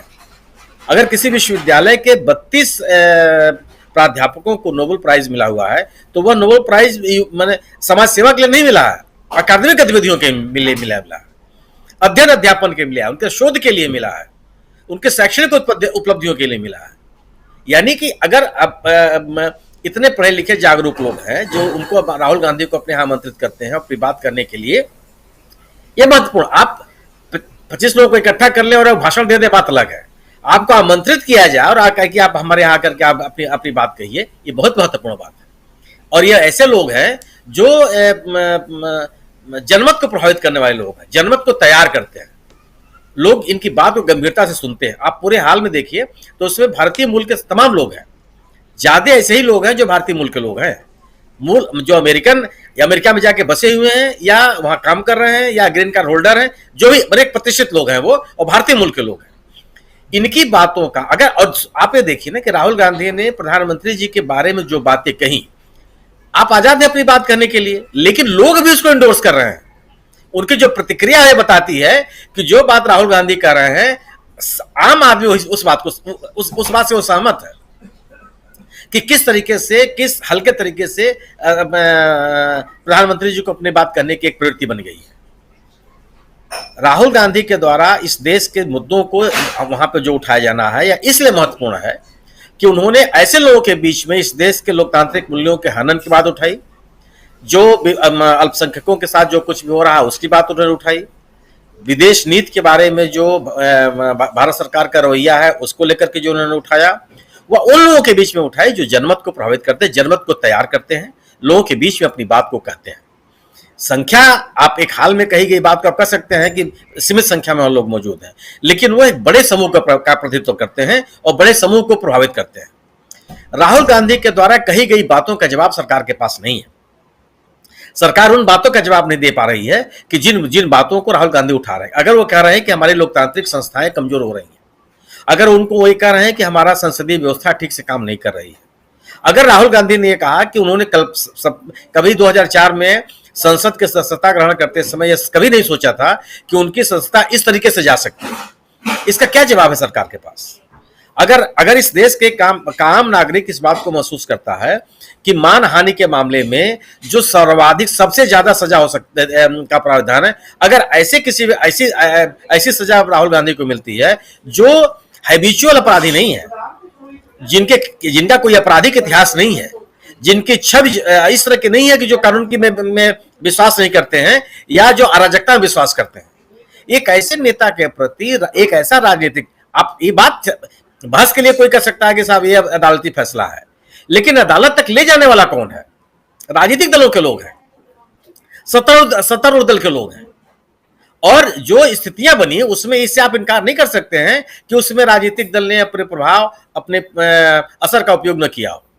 मैं नहीं कहता कितना किया होगा कितना नहीं किया होगा, लेकिन यह बात सामान्य बात नहीं है कि एक पहली बार का किसी व्यक्ति के खिलाफ कोई मुकदमा दर्ज होता है, अदालत उसमें सुनवाई करती है और उस मामले में जो सबसे ज्यादा अपराध का सजा का प्रावधान है वह सजा उस व्यक्ति को सुना दी जाए। अगर इस बात को राहुल गांधी किसी इस दुनिया के सबसे प्रतिष्ठित विश्वविद्यालय में उठाते हैं तो सही सरकार के पास जवाब क्या है? और अगर आपके पास जवाब नहीं है तो आप जो रविशंकर प्रसाद जी इस बात को कह रहे हैं वही बात करेंगे आप, कि आप कह रहे हैं कि देश के विकास के खिलाफ आप एक माहौल बना रहे हैं। अरे कौन सा विकास? क्या आपके आने के बाद इस देश की अर्थव्यवस्था बहुत मजबूत हो गई? आपके विकास के क्रम में क्या लोगों की जो लाइफ में कोई गुणात्मक परिवर्तन आ गया? क्या बड़े देश के बड़ी जनसंख्या के जीवन स्तर में परिवर्तन आ गया? क्या औद्योगिक विकास बहुत बढ़ गया? औद्योगिक विकास की वजह से रोजगार के अवसर सृजित हो गए? क्या औद्योगिकरण की एक लहर, एक बयार चल गई पूरे देशव्यापी हर जगह? आपकी स्थिति यह है कि महाराष्ट्र में लगने वाले कारखाने को आप गुजरात लेके चले जाते हैं, गुजरात में लगने वाले कारखाने को आप कर्नाटक में ले जाने की बात करते हैं, यहाँ का वहाँ का यहाँ, ये घुमा फिरा करके आप बात करते हैं। केवल चुनाव के दृष्टि से आपके औद्योगिक निर्णय होते हैं। तो किस विकास की बात कर रहे हैं आप? जिसकी बात कही प्रकाश जी ने कि हालत यह है कि इस देश में दिन प्रतिदिन शिक्षा महंगी होती चली जा रही है। निजी विश्वविद्यालयों का आप समर्थन करते हैं, लेकिन वो विश्वविद्यालय जो सरकारी खर्चे से चलते हैं, इस देश के करदाताओं के खर्चे से चलते हैं, उन विश्वविद्यालय में शिक्षा का स्तर उसमें गुणात्मक परिवर्तन के लिए आप कुछ नहीं करते। आधारभूत संरचनाओं के विकास के लिए आप कुछ नहीं करते। जो विश्वविद्यालयों के स्थापना के समय जो प्राध्यापकों की संख्या निर्धारित की गई थी, वह पद भरने के लिए आप कुछ नहीं करते हैं। जो विश्वविद्यालयों के पुस्तकालयों को जितना सुदृढ़ किया जाना चाहिए, उसके लिए आप कुछ नहीं करते। कि अगर दुनिया के पैमाने पर अंतर्राष्ट्रीय स्तर पर 10 या 50 विश्वविद्यालयों की गिनती की जाए तो भारत के किसी विश्वविद्यालय का नाम नहीं आता, और इस पर आपको क्षोभ भी नहीं होता। कुलपतियों के पद स्थिति हो गई है कि किन लोगों को आप कुलपति बनाते हैं, या अगर लोगों को बताया जाए तो सोचेंगे कि लोग आपके ऊपर केवल हंसेंगे कि किस तरह के लोगों को आप कुलपति बना रहे हैं। और एक एक विश्वविद्यालय के कुलपतियों को 2-2, 3-3 विश्वविद्यालय का प्रभार दिए हुए हैं आप। गोया कि आपके पास इतने लोग भी नहीं कि आप कुलपति बना लें। जो पढ़ने पढ़ाने का एक मानक होना चाहिए, विश्वविद्यालयों में जो एकेडमिक परिवर्तन होने चाहिए, वो अद्यतन करने का वो भी आप काम नहीं करते। आप कभी कहते हैं कि महात्मा गांधी के पाठ को सिलेबस से हटा दीजिए, कभी कहते हैं कि जवाहरलाल नेहरू को हटा दीजिए। तो आप ये तो तमाम स्थितियां सरकार ने खुद बनाई ना। क्या किसी भी लोकतांत्रिक देश में ये हालात बनने चाहिए? और ये तो अच्छी बात है कि जो पश्चिम के देश हैं, यूरोपीय देश हो चाहे यूएस हो, या जो लोकतांत्रिक देश हैं या दुनिया के तमाम देशों के बारे में जानना चाहते हैं सरकार से अलग हट करके। मैं राजीव जी, मैं बीबीसी के एक शोध केंद्र में गया था लंदन में। मैं ये आपसे कह सकता हूं कि उन नेताओं और उन नेताओं के बारे में जितनी उस शोध केंद्र में है वो हमको आपको नहीं है। और अद्यतन जानकारी आज जो घटनाएं हो रही हैं वो उनके अभिलेखों में है। वो इतना समय देते हैं और इतना प्रयास करते हैं, संस्थागत रूप से भी और अकादमिक स्तर से भी, गैर सरकारी तरीके से भी। और गैर सरकारी तरीके से भी वहां के लोग समाज में लोगों को दूसरे देशों के बारे में और लोकतांत्रिक मूल्यों और परंपराओं और संस्थाओं के सुदृढ़ होने या उनके कमजोर होने के बारे में वो जानना चाहते हैं। उनका ये उद्देश्य भले ना हो कि किसी स्तर पर हस्तक्षेप करेंगे या नहीं करेंगे, लेकिन अपनी बात कहेंगे। और यही स्थिति, ये वजह है कि जब सम्मानित प्रधानमंत्री जी ने ऑस्ट्रेलिया का दौरा किया, ऑस्ट्रेलिया के प्रधानमंत्री से सवाल पूछे गए। वहां की मीडिया ने पूछा कि आप नरेंद्र मोदी जी के साथ आपने इससे शेयर किया जिनके खिलाफ ये आरोप है, और उनको उन चीजों का जवाब देना पड़ा। वहां लोग सड़कों के किनारे खड़ा होकर के पोस्टर लेके खड़े हो जाते हैं और सरकारों का विरोध करते हैं। संख्या महत्वपूर्ण नहीं होती कि 2 आदमी है कि 4 आदमी है या 50 आदमी है या 200 आदमी है, लेकिन वो प्रतिरोध जारी करते हैं, अपना विरोध प्रदर्शित करते हैं। लोकतांत्रिक प्रक्रिया को बिना विमर्श के आप चला नहीं सकते हैं, बिना चर्चा के आप चला नहीं सकते। लोकतांत्रिक मूल्यों को आप मजबूत नहीं कर सकते। राहुल गांधी ने इन्हीं सवालों को उठाया है। अगर राहुल गांधी कह रहे हैं कि संसद में हमको बोलने नहीं दिया जाता, तो सरकार क्या जवाब देगी उसका? आप कैसे, अगर राहुल गांधी ये सवाल उठा रहे हैं और आप क्या दुनिया के लोगों की निगाह में नहीं है कि जिस भारतीय नए संसद भवन के उद्घाटन की बात आप करते हैं, बहुत अच्छी बात है, लेकिन अगर उस संसद भवन के उद्घाटन के मौके पर जो राजनीतिक मौजूदगी होनी चाहिए थी, अगर आप उसकी अपेक्षा नहीं करते, उसको सुनिश्चित नहीं करते हैं, तो आपका यह दावा कितना महत्वपूर्ण, कितना खोखला है कि आप लोकतांत्रिक मूल्यों में आस्था रखते हैं, या लोकतांत्रिक व्यवस्था को मजबूत करने के लिए आप एक नए संसद भवन का आपने निर्माण किया है। आपका यह दावा कितना सही साबित होगा कि लोगों की प्रतिनिधित्व को बढ़ाने के लिए हमको नई संसद बनानी पड़ी? कौन विश्वास करेगा इस बात को आपके ऊपर? महत्वपूर्ण सवाल ये है। और राहुल गांधी की जो अपनी बातों पे एक कंसिस्टेंसी है, ये सबसे महत्वपूर्ण है। राहुल गांधी ने अपने आप को कहीं अपने मुद्दों को लेकर कमजोर नहीं किया, और अपनी बात को साफगोई तरीके से इन एकेडमिक परिवेश में जो अपनी बातें कही हैं, निश्चित रूप से यह सत्तारूढ़ दल के लिए एक बड़ी चुनौती है। जी, इसीलिए परेशान है।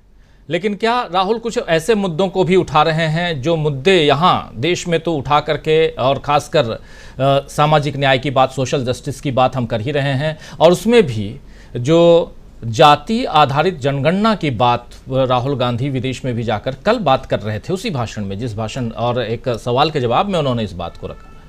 तो आना चाहता हूं विजय शंकर सिंह जी आपके पास।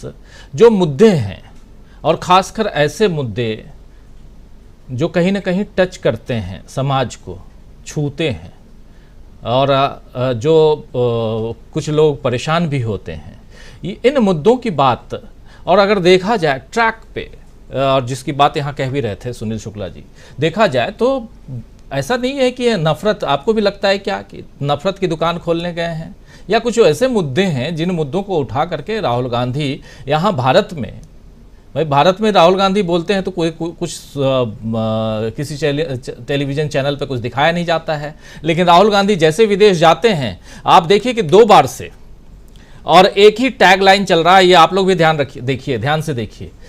राहुल ने विदेश में देश का अपमान किया, विदेश में अपमान देश का। यही पिछली बार चल रहा था जब वो इंग्लैंड के दौरे पे थे, और यही अभी चल रहा है जब अमेरिका के दौरे पे हैं, देश का अपमान। तो यानी आपने एक वो बना लिया है इस टैगलाइन के साथ में, किसी तरह फिर से राहुल गांधी को बदनाम करें। लेकिन चलिए, आप राहुल गांधी को बदनाम करें या नाम रखें, क्या करना है ये आपका काम। हम जो काम यहाँ कर रहे हैं, जो हम चीज़ों को खींच के लाने की कोशिश कर रहे हैं, उसमें यह है कि क्या मुद्दों पर आधारित बातें राहुल गांधी कर रहे हैं वहाँ। आपका नजरिया समझना चाहता हूं, क्या मुद्दों पे आधारित बातें हो रही हैं या सचमुच वहां नफरत की दुकान खोलने गए हैं और राजनीति कर रहे हैं, प्योर राजनीति कर रहे हैं राहुल गांधी, ये माना जाए। राजीव जी, यात्रा के समय से, भारत जोड़ो यात्रा जब शुरू हुई थी कन्याकुमारी से और श्रीनगर में जब खत्म हुई, उसके पहले भी राहुल गांधी जिन मुद्दों को लेकर मुखर थे, उन्हीं मुद्दों पर वो अब भी मुखर हैं। और थोड़ा आपकी आवाज में बहुत गड़गड़ाहट आ रही है, जरा चेक करवाना चाहता हूं मैं। आप या तो ईपी हटा करके शायद बात करें तो बेहतर होगा। तो मेरी आवाज आ रही है? वो आ रही है आवाज? आप एक काम कीजिए, ईपी हटा करके अगर बोलें तो ज्यादा बेहतर होगा। बहुत महत्वपूर्ण बातें आपकी रहती हैं और चाहता हूं कि आपकी बात बिना रुकावट के आए। थोड़ा सा ठीक, थोड़ा सिंह साहब की आवाज को ठीक कीजिए तब तक। जी जी सिंह साहब जी, प्लीज बोलिए।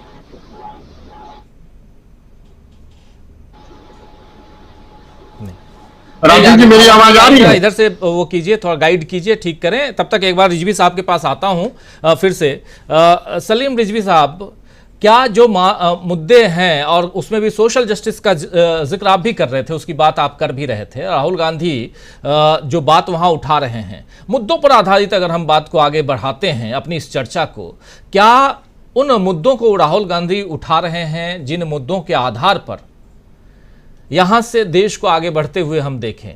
देश का में अब चुनाव है और 2024 के चुनाव पर सबकी नजरें टिकी हुई हैं, बीजेपी की भी खूब नजरें टिकी हुई हैं कि तीसरी बार मोदी जी जो हैं वो प्रधानमंत्री बने और रिकॉर्ड कायम करें। लेकिन यहाँ विपक्ष भी उसी उधेर बुन में लगा हुआ है। क्या लगता है आपको कि राहुल जो मुद्दे वहाँ उठा रहे हैं इंडियन डायस्पोरा के बीच में, और कहा जाता है कि वो बहुत प्रभावी होते हैं हिंदुस्तान में भी, 3.25 करोड़ लोग ऐसे हैं जो बाहर रहे हैं, विदेशों में रह रहे हैं और यहाँ काफ़ी प्रभावित करते हैं हिंदुस्तान में, और उनकी बातें हिंदुस्तान के वोटर्स सुनते हैं, वो भी वोटर्स हैं और आप भी उसी में से एक हैं। आपसे भी समझना चाहूँगा किस रूप में सलीम रिजवी साहब इसको वहाँ से हिंदुस्तान को कनेक्ट किया जाए? देखिए, मुद्दे बहुत अहम उठा रहे हैं और ये जैसे कि उन्होंने इंग्लैंड में किया था और जैसे यहां शुरुआत करी है, तो जाहिर है कि ये एक माहौल तो बन रहा है और यहाँ के जो लोग हैं वो किस हद तक इसमें इन्वॉल्व होते हैं, क्योंकि ये देखा गया है कि भारत जोड़ो यात्रा में जाके उन्होंने हिस्सा लिया और अपनी फैमिली से टच में रहते हैं और जब वोटिंग होती है तो जाहिर है कि फोन करते हैं कि भाई आप इनको वोट दीजिएगा, उनको ना दीजिएगा। तो ये सारी चीजें चलती हैं, क्योंकि ये जाहिर है कि रहते यहाँ है लेकिन उनको वहां की चिंता लगी रहती है। तो ये सारे मुद्दे अहम हैं जो सोशल जस्टिस के मामले हो या जिसमें कि जाहिर है कि माइनॉरिटीज, दलित्स और दूसरी जो चीजें हैं, तो ये एक माहौल जो राहुल गांधी जी बना रहे हैं अपने कंसिस्टेंटली, जैसे शुक्ला जी ने कहा, तो वो बड़ी अहम चीज है। और ये एक कंस्टिट्यूएंट्स यहाँ पर उनके शायद ना हो उतने जो कि वाकई जाके वहां वोट डालें इलेक्शन के टाइम, लेकिन इसका एक माहौल बनाते हैं वो, और इसका असर पड़ता है कुछ हद तक। और जाहिर है कि एक परसेप्शन की गेम होती है जो पॉलिटिक्स होती है, और इलेक्टोरल पॉलिटिक्स में फिजिकली नहीं भी पहुंच पाएंगे तो एक माहौल बनाने में जाहिर है ये बड़ा अहम रोल प्ले करता है, इस तरह का जो इवेंट्स हैं और इंटरैक्शन है आम लोगों में। तो यहाँ पे दो चीजें, एक इंडियन अमेरिकन होते हैं जो यहीं रहते हैं, वो जाहिर है कि वोट नहीं कर सकते, डुअल नेशनैलिटी नहीं है। उसके अलावा जो एनआरआईज हैं जो यहाँ काम करते हैं या रह रहे हैं, या जो ग्रीन कार्ड होल्डर्स हैं वो भी सिटीजनशिप इंडिया की रखते हैं, तो वो लोग जाते हैं, वोट डालते हैं, तो ये सारी चीजें तो होती हैं। बहुत नहीं जा पाते होंगे ऑब्वियसली, लेकिन ये है कि कहीं ना कहीं उसको असर पड़ता है। इस तरह के माहौल में जब उनको ये इस तरह से वो आके पेश कर रहे हैं कि भाई नफरत खत्म करें, और ये जो है माहौल ऐसा बनाए कि दोस्ती मोहब्बत की दुकान और इस तरह की बातें करके, तो वो एक क्लियर मैसेज दे रहे हैं कि भाई ये है, और लोग उसको एक्सेप्ट करते दिख रहे हैं। आप रिएक्शंस देखें वहां पे लोगों के, ऑडियंस हो चाहे वो जा रहे हो, तो वहां फोटो लेने की जो इस तरह का जो है एक बड़ा यहाँ पे इस तरह नहीं देखने को मिलता है जब कोई इस तरह के लीडर्स आते हैं। और एक चीज ये भी है कि भाई ये यूनिवर्सिटी ने उनको इनवाइट किया था अपनी लेक्चर देने के लिए। अब मुझे नहीं याद कि मोदी जी को कभी इस तरह से किसी यूनिवर्सिटी ने इनवाइट किया, मुझे नहीं मालूम स्टैटिस्टिक्स की वाकई किसी ने इनवाइट किया, वो आए नहीं, या खुद तो इनवाइट नहीं किया गया, क्या मामला है। एक चीज ये समझ में आती है, चूंकि वो मन की बात करने के बड़ा उनको जाहिर है कि बहुत ही प्रोजेक्ट करते हैं कि भाई मन की बात बड़ी इंपॉर्टेंट, तो एक वो चीज है, शायद वो संवाद जो इंटरैक्शन कॉन्वर्सेशन है वो नहीं करते हैं, और प्रेस कॉन्फ्रेंसेस नहीं की। अगर आप हिस्ट्री उठा के देखें तो एक भी नहीं शायद की प्रेस कॉन्फ्रेंस। तो ये सारी चीजें मैटर करती हैं। तो बहुत से, मुझे नहीं लगता कि यूनिवर्सिटीज ने उनको न्योता दिया होगा कि भाई आप आइए और यहाँ बोलिए और इंटरैक्ट कीजिए लोगों से। तो ये भी एक अहम चीज है, बड़ा फर्क है ये, वाजे। बिल्कुल सही कह रहे हैं। और एक्चुअली प्रधानमंत्री नरेंद्र मोदी रॉक स्टार हैं। रॉक स्टार बातें नहीं करता, रॉक स्टार जो है अपनी मंच लूटते हैं, तो प्रधानमंत्री मंच लूटा करते हैं।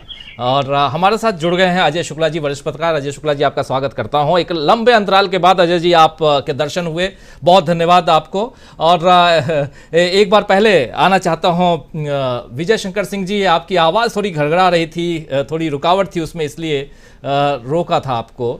विजय शंकर जी, आप प्लीज़ अपनी बात आगे बढ़ाइए और फिर अजय जी के पास आता हूँ। मेरी आवाज आ रही है? जी, मेरी आवाज अब आ रही? जी आ रही है, लेकिन थोड़ा गड़बड़ है, लेकिन प्लीज।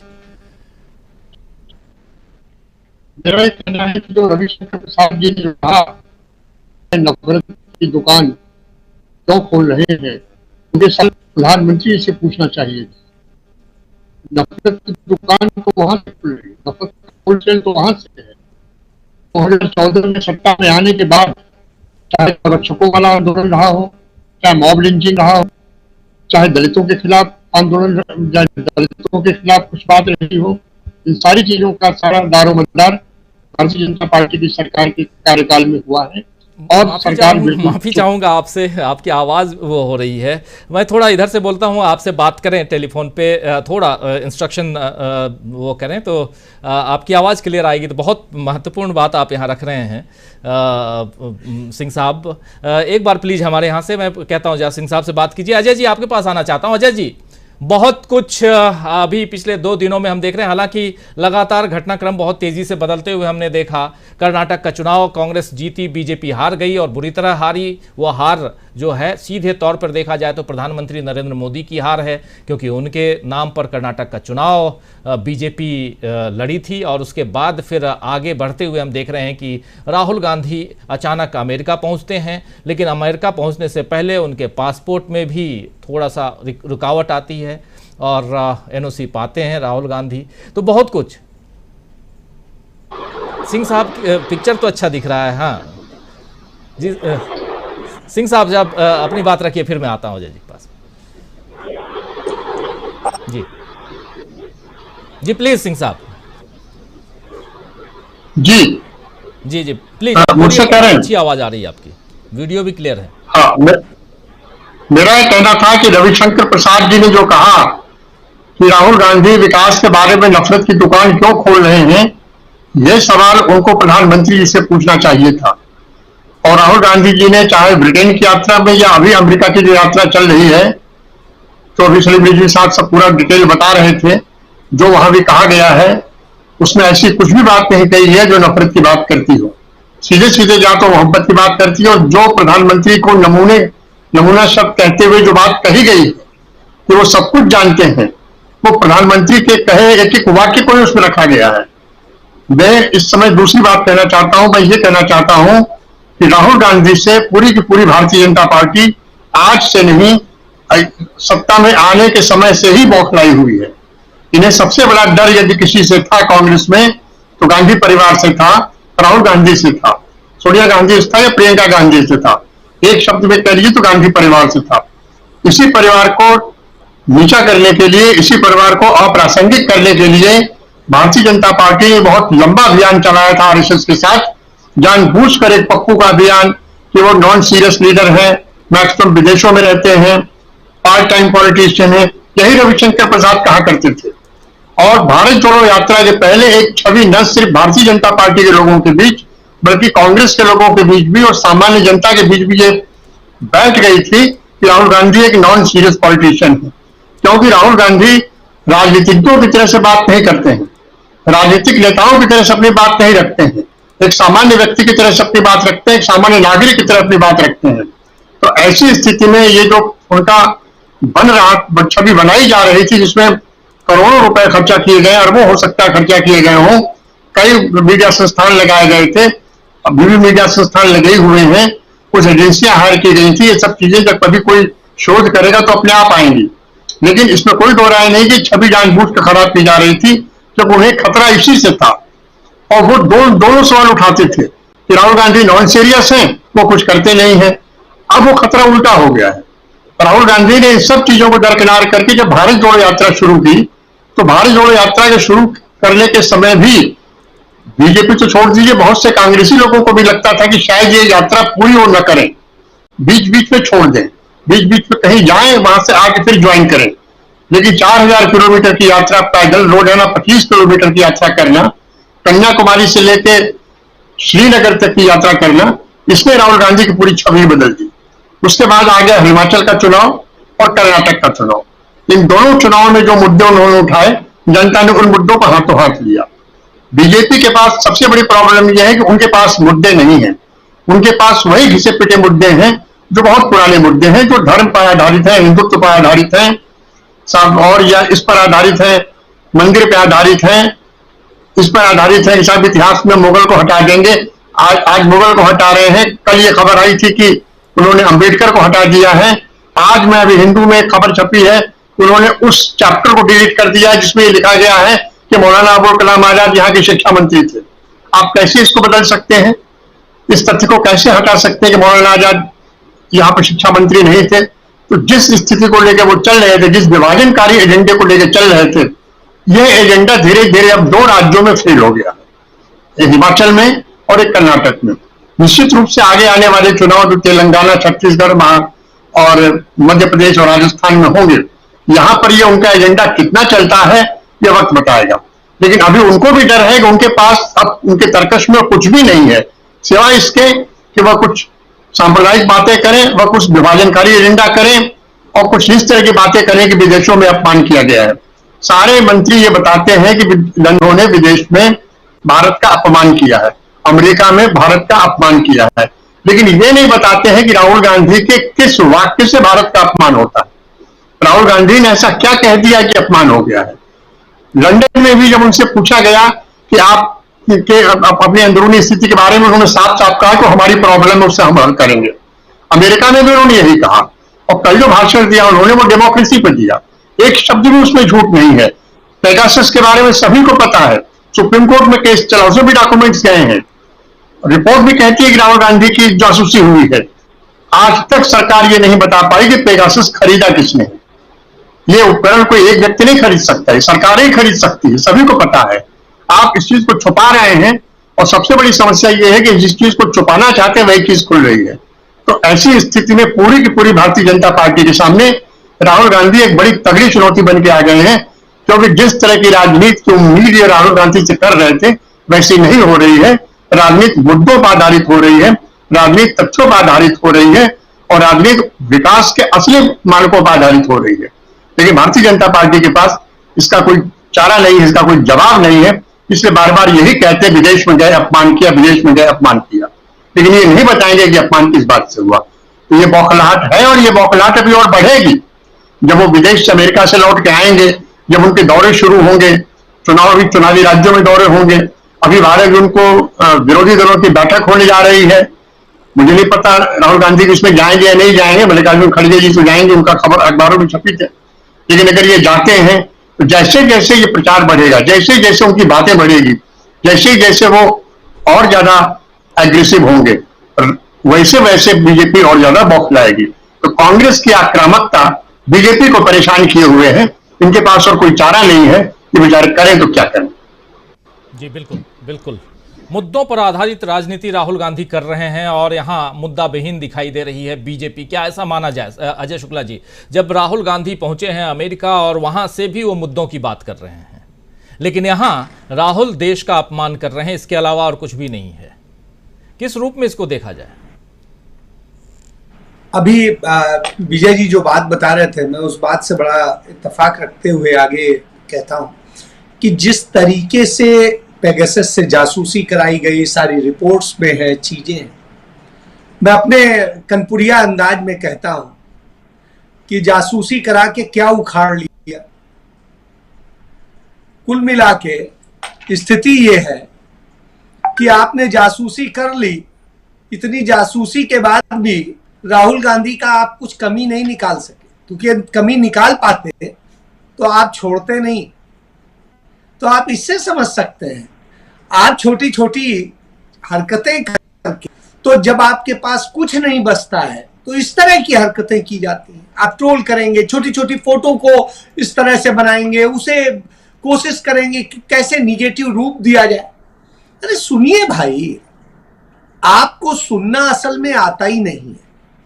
आप लोग सिर्फ तथाकथित बातें करके, झूठ फैला के, नफरत फैला के एक सत्ता सिंहासन बचाए रखना चाहते हैं। सिर्फ वो खेल आप करना जानते हैं, क्योंकि वही खेल तो हिटलर से सीखा है।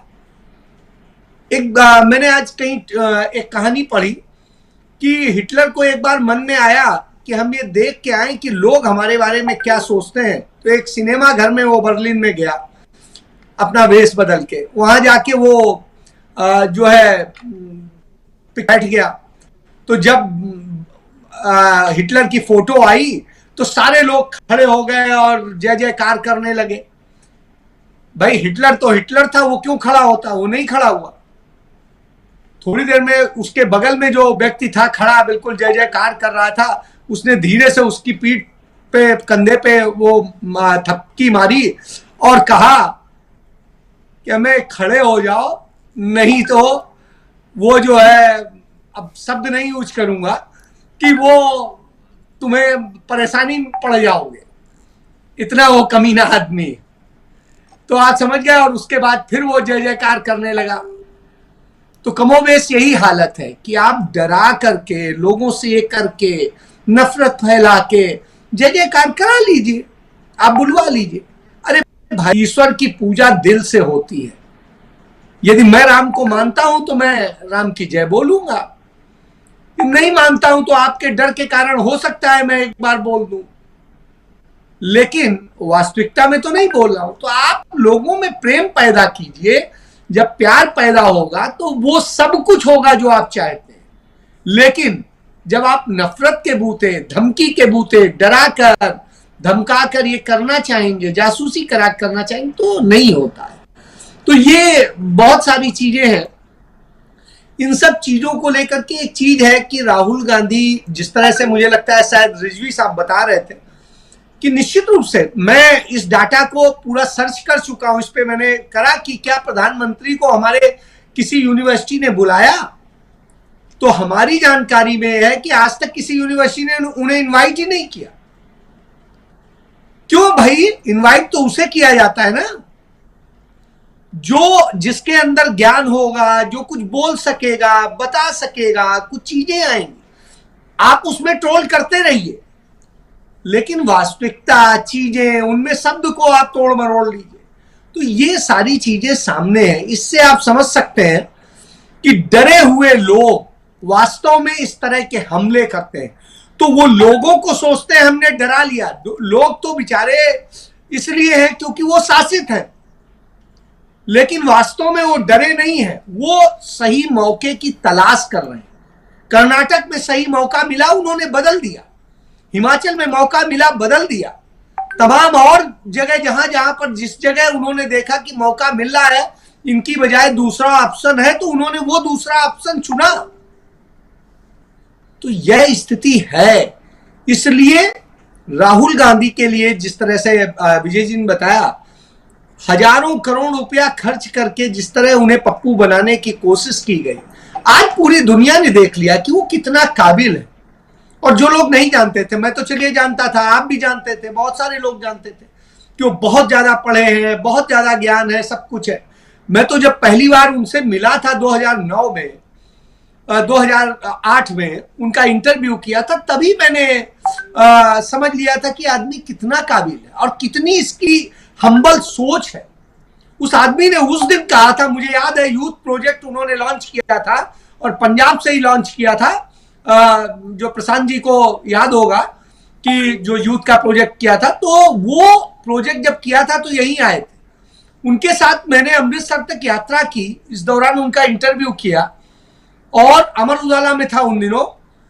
उस आदमी ने कहा था, वो शब्द कहे थे, मैं वो इंटरव्यू जो है कि उसने कहा था, शादी मेरी प्राथमिकता नहीं, इस आम आदमी के लिए कुछ कर देने की मेरे लिए प्राथमिकता है। यह उस आदमी का बड़ापन था। मैं मतलब उस आदमी से उस दिन से प्रभावित हूं कि इस सोच के भी नेता होते हैं जो अपने जीवन से ज्यादा देश को सोचते हैं। यह मैंने देखा था और वो इंटरव्यू का मैं आपको भेज दूंगा व्हाट्सएप पे, आप देखिएगा कि कितना उस आदमी के अंदर सोच थी। आज वही सोच उसकी भारत जोड़ो यात्रा में दिखाई दी, वही उसकी सोच देश के दूसरे हिस्सों में जाते हुए दिखाई देती है। देश के नागरिकों से चुनावी मौके पे, गैर चुनावी मौके पे चर्चा करते दिखाई देती है और दुनिया में जाते पे दिखाई देती है। यह उस आदमी की खूबी है। यही वजह है ये लोग डरते हैं और गांधी परिवार को खत्म करके अपनी राजनीति स्थापित करने की कोशिश करते हैं। यही इनका चरित्र है। जी जी बिल्कुल। चरित्र की बात और उसके बीच राजनीति, और राजनीति किस दिशा में जा रही है। और जब राहुल गांधी अमेरिका में हैं तो अमेरिका से भारत में जो कुछ हो रहा है, जो हमलावर बीजेपी हो गई है राहुल गांधी के ऊपर, क्या ये तैयारियां पहले से थीं यहाँ हिंदुस्तान में, और क्या ऐसा लग रहा था कि यही होना है? अब मैं समझ रहा हूँ समय बहुत कम है और सलीम रिजवी साहब बहुत देर से खड़े हैं बगीचे में और ऐसा लग रहा है जैसे मुझे खुद लग रहा है कि मैं कुछ गुनाह कर रहा हूं आपको खड़ा करके पिछले 1.5 घंटे से। तो माफ़ी चाहूँगा, बस थोड़ा कार्यक्रम बड़ा हो गया है। लेकिन ये देखिए, ये इंटरव्यू दिखा रहे हैं, जिस इंटरव्यू का जिक्र कर रहे थे अभी अजय शुक्ला जी, राहुल गांधी का जो इंटरव्यू 2008 में इन्होंने लिया था और जिसमें राहुल गांधी ने कहा था कि शादी मेरी प्राथमिकता नहीं है, प्राथमिकता देश और उसमें भी यूथ। और इसकी उसको भेजिएगा हमारे पास भी, उसको और पढ़ना भी चाहेंगे हम। और आगे मैं हेडलाइन एग्जैक्ट हेडलाइन बताता हूं जी थोड़ा। वो मेरी दोस्त थी, अब जनता है हम सफर। शादी नहीं, देश की उम्मीदों पर करना प्राथमिकता।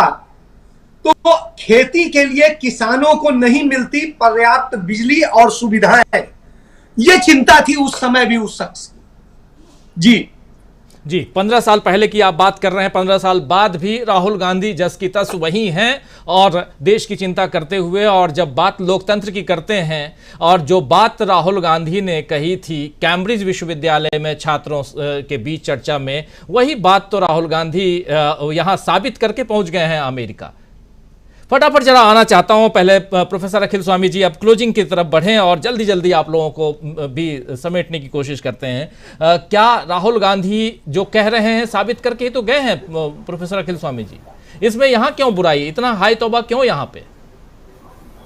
देखिए राजीव जी, जब मैंने एमबीए किया था मैंने पढ़ा था बिजनेस पॉलिसी। आज के बच्चों को मैंने पढ़ाया स्ट्रेटेजिक मैनेजमेंट। बिजनेस पॉलिसी होती है स्थिर और स्ट्रेटेजी होती है परिवर्तित, जो कि पॉलिसी को देख के बनाई जाती है। बीजेपी के साथ मुश्किल क्या है कि राहुल गांधी कोई भी बात बोलते हैं उस पर एक ही जवाब देते हैं। आपका जो रिस्पॉन्स है वो रिएक्टिव है, एक ही है, और होना चाहिए जो अलग अलग स्थितियों में अलग अलग। तो राहुल गांधी कुछ भी बोलें उनका एक ही जवाब है कि राष्ट्र विरोधी बात करते हैं। अरे अगर वो राष्ट्र की चिंता कर रहा है, अरे वो सद्भाव संभाव की चिंता कर रहा है, अगर देश की उन्नति की बात कर रहा है तो अलग जवाब दीजिए, उसके हर प्रश्न का अलग जवाब दीजिए। बिल्कुल वही वाली बात है राजीव जी जो आपके कार्यक्रम में कई लोग कह चुके हैं। याद करके गए माई फादर का एस्से, आ गया माई काऊ, माई फादर हैड ए काऊ, और उसके बाद काऊ में लिखना शुरू कर दिया। बकरी पे आ गया माई फादर हैड ए गोट, उस पर लिखना शुरू कर दिया। तो आज बीजेपी की स्थिति यह है, प्रश्न कोई भी हो, जो रट के गए हैं वही जवाब देते हैं, जो रविशंकर प्रसाद दे रहे हैं। राजीव जी, प्रशांत टंडन जी, प्रशांत जी आपकी बात आ रही है। प्रशांत जी आवाज जी आ रही है। प्रशांत जी बिल्कुल बिल्कुल वही सवाल, वही कि आखिर यहाँ हाय तौबा, और क्या अगले 4 दिनों तक हम यही सुनने वाले हैं? और खासकर मुद्दों पर आधारित बातें बिल्कुल ख़त्म हो गई हैं राजनीति से, और कहीं ना कहीं राहुल गांधी उन मुद्दों को यहाँ उठाने की कोशिश जरूर कर रहे हैं अमेरिका से, लेकिन यहाँ पर जो बात हो रही है राहुल को घेरने की, हो भी क्यों नहीं, सत्ता पक्ष है और अपने बचाव में जो भी करे। लेकिन जैसा अजय शुक्ला जी कह रहे थे कि परिवर्तन, और जैसे जैसे मौका मिलता जा रहा है वैसे वैसे जनता जो है वो अपने हिसाब से सरकार चुन रही है। आने वाले समय में हो सकता है कि मध्य प्रदेश, राजस्थान में कांग्रेस की सरकार है, और मध्य प्रदेश में चूंकि कर्नाटक वाली स्थिति है, हम वही देखें, ये भी हो सकता है। 2024 सामने है। जी जी राजीव जी, मतलब ये यहाँ पे होगा क्योंकि बीजेपी हाय तुबा करती रहेगी, लेकिन जो राहुल गांधी अमेरिका में कर रहे हैं और जो उनकी यात्रा का पर्पस है, जो वहाँ पे उनको रिसेप्शन मिल रहा है, उसके मायने बहुत गहरे हैं, जो हमारे बाकी साथी कह रहे थे और सलीम साहब बता रहे थे, क्योंकि इनका इंटरेक्शन डोनाल्ड लू से हुआ था, इसलिए बहुत खास बात है वो। देखिए अमेरिका में जो डिस्क्वालिफिकेशन की बात है वो क्यों समझ में आएगी? अमेरिका में 50 देश हैं राजीव जी, उन 50 देशों में 38 देशों ने क्रिमिनल डिफेमेशन के लॉ हटा दिए हैं। मैक्सिमम पनिशमेंट वहां 1.5 साल का है या $500 का है, जो मिलता भी नहीं है कभी। तो वो बहुत रेयरेस्ट ऑफ द रेयर है वहां पे अमेरिका में, इसलिए लोगों को उनकी बात समझ में आएगी। अमेरिकन सिटीजन फर्स्ट अमेंडमेंट को लेकर बहुत भावुक होता है, फ्रीडम ऑफ स्पीच को लेकर। वहां बीबीसी की डॉक्यूमेंट्री गई है, वहां राहुल गांधी की फ्रीडम ऑफ स्पीच पे हमला हुआ है, वो सब बहुत अहम बातें हैं। आप देखिए कि जो बाइडेन जब दफ्तर में आए हैं व्हाइट हाउस में, तब से अब तक जितने कम्युनिकेशन होते हैं, एक कांस्टेंट सेंटेंस आता है, शेयर डेमोक्रेटिक वैल्यूज, यानी साझा लोकतांत्रिक परंपराएं या मान्यताएं।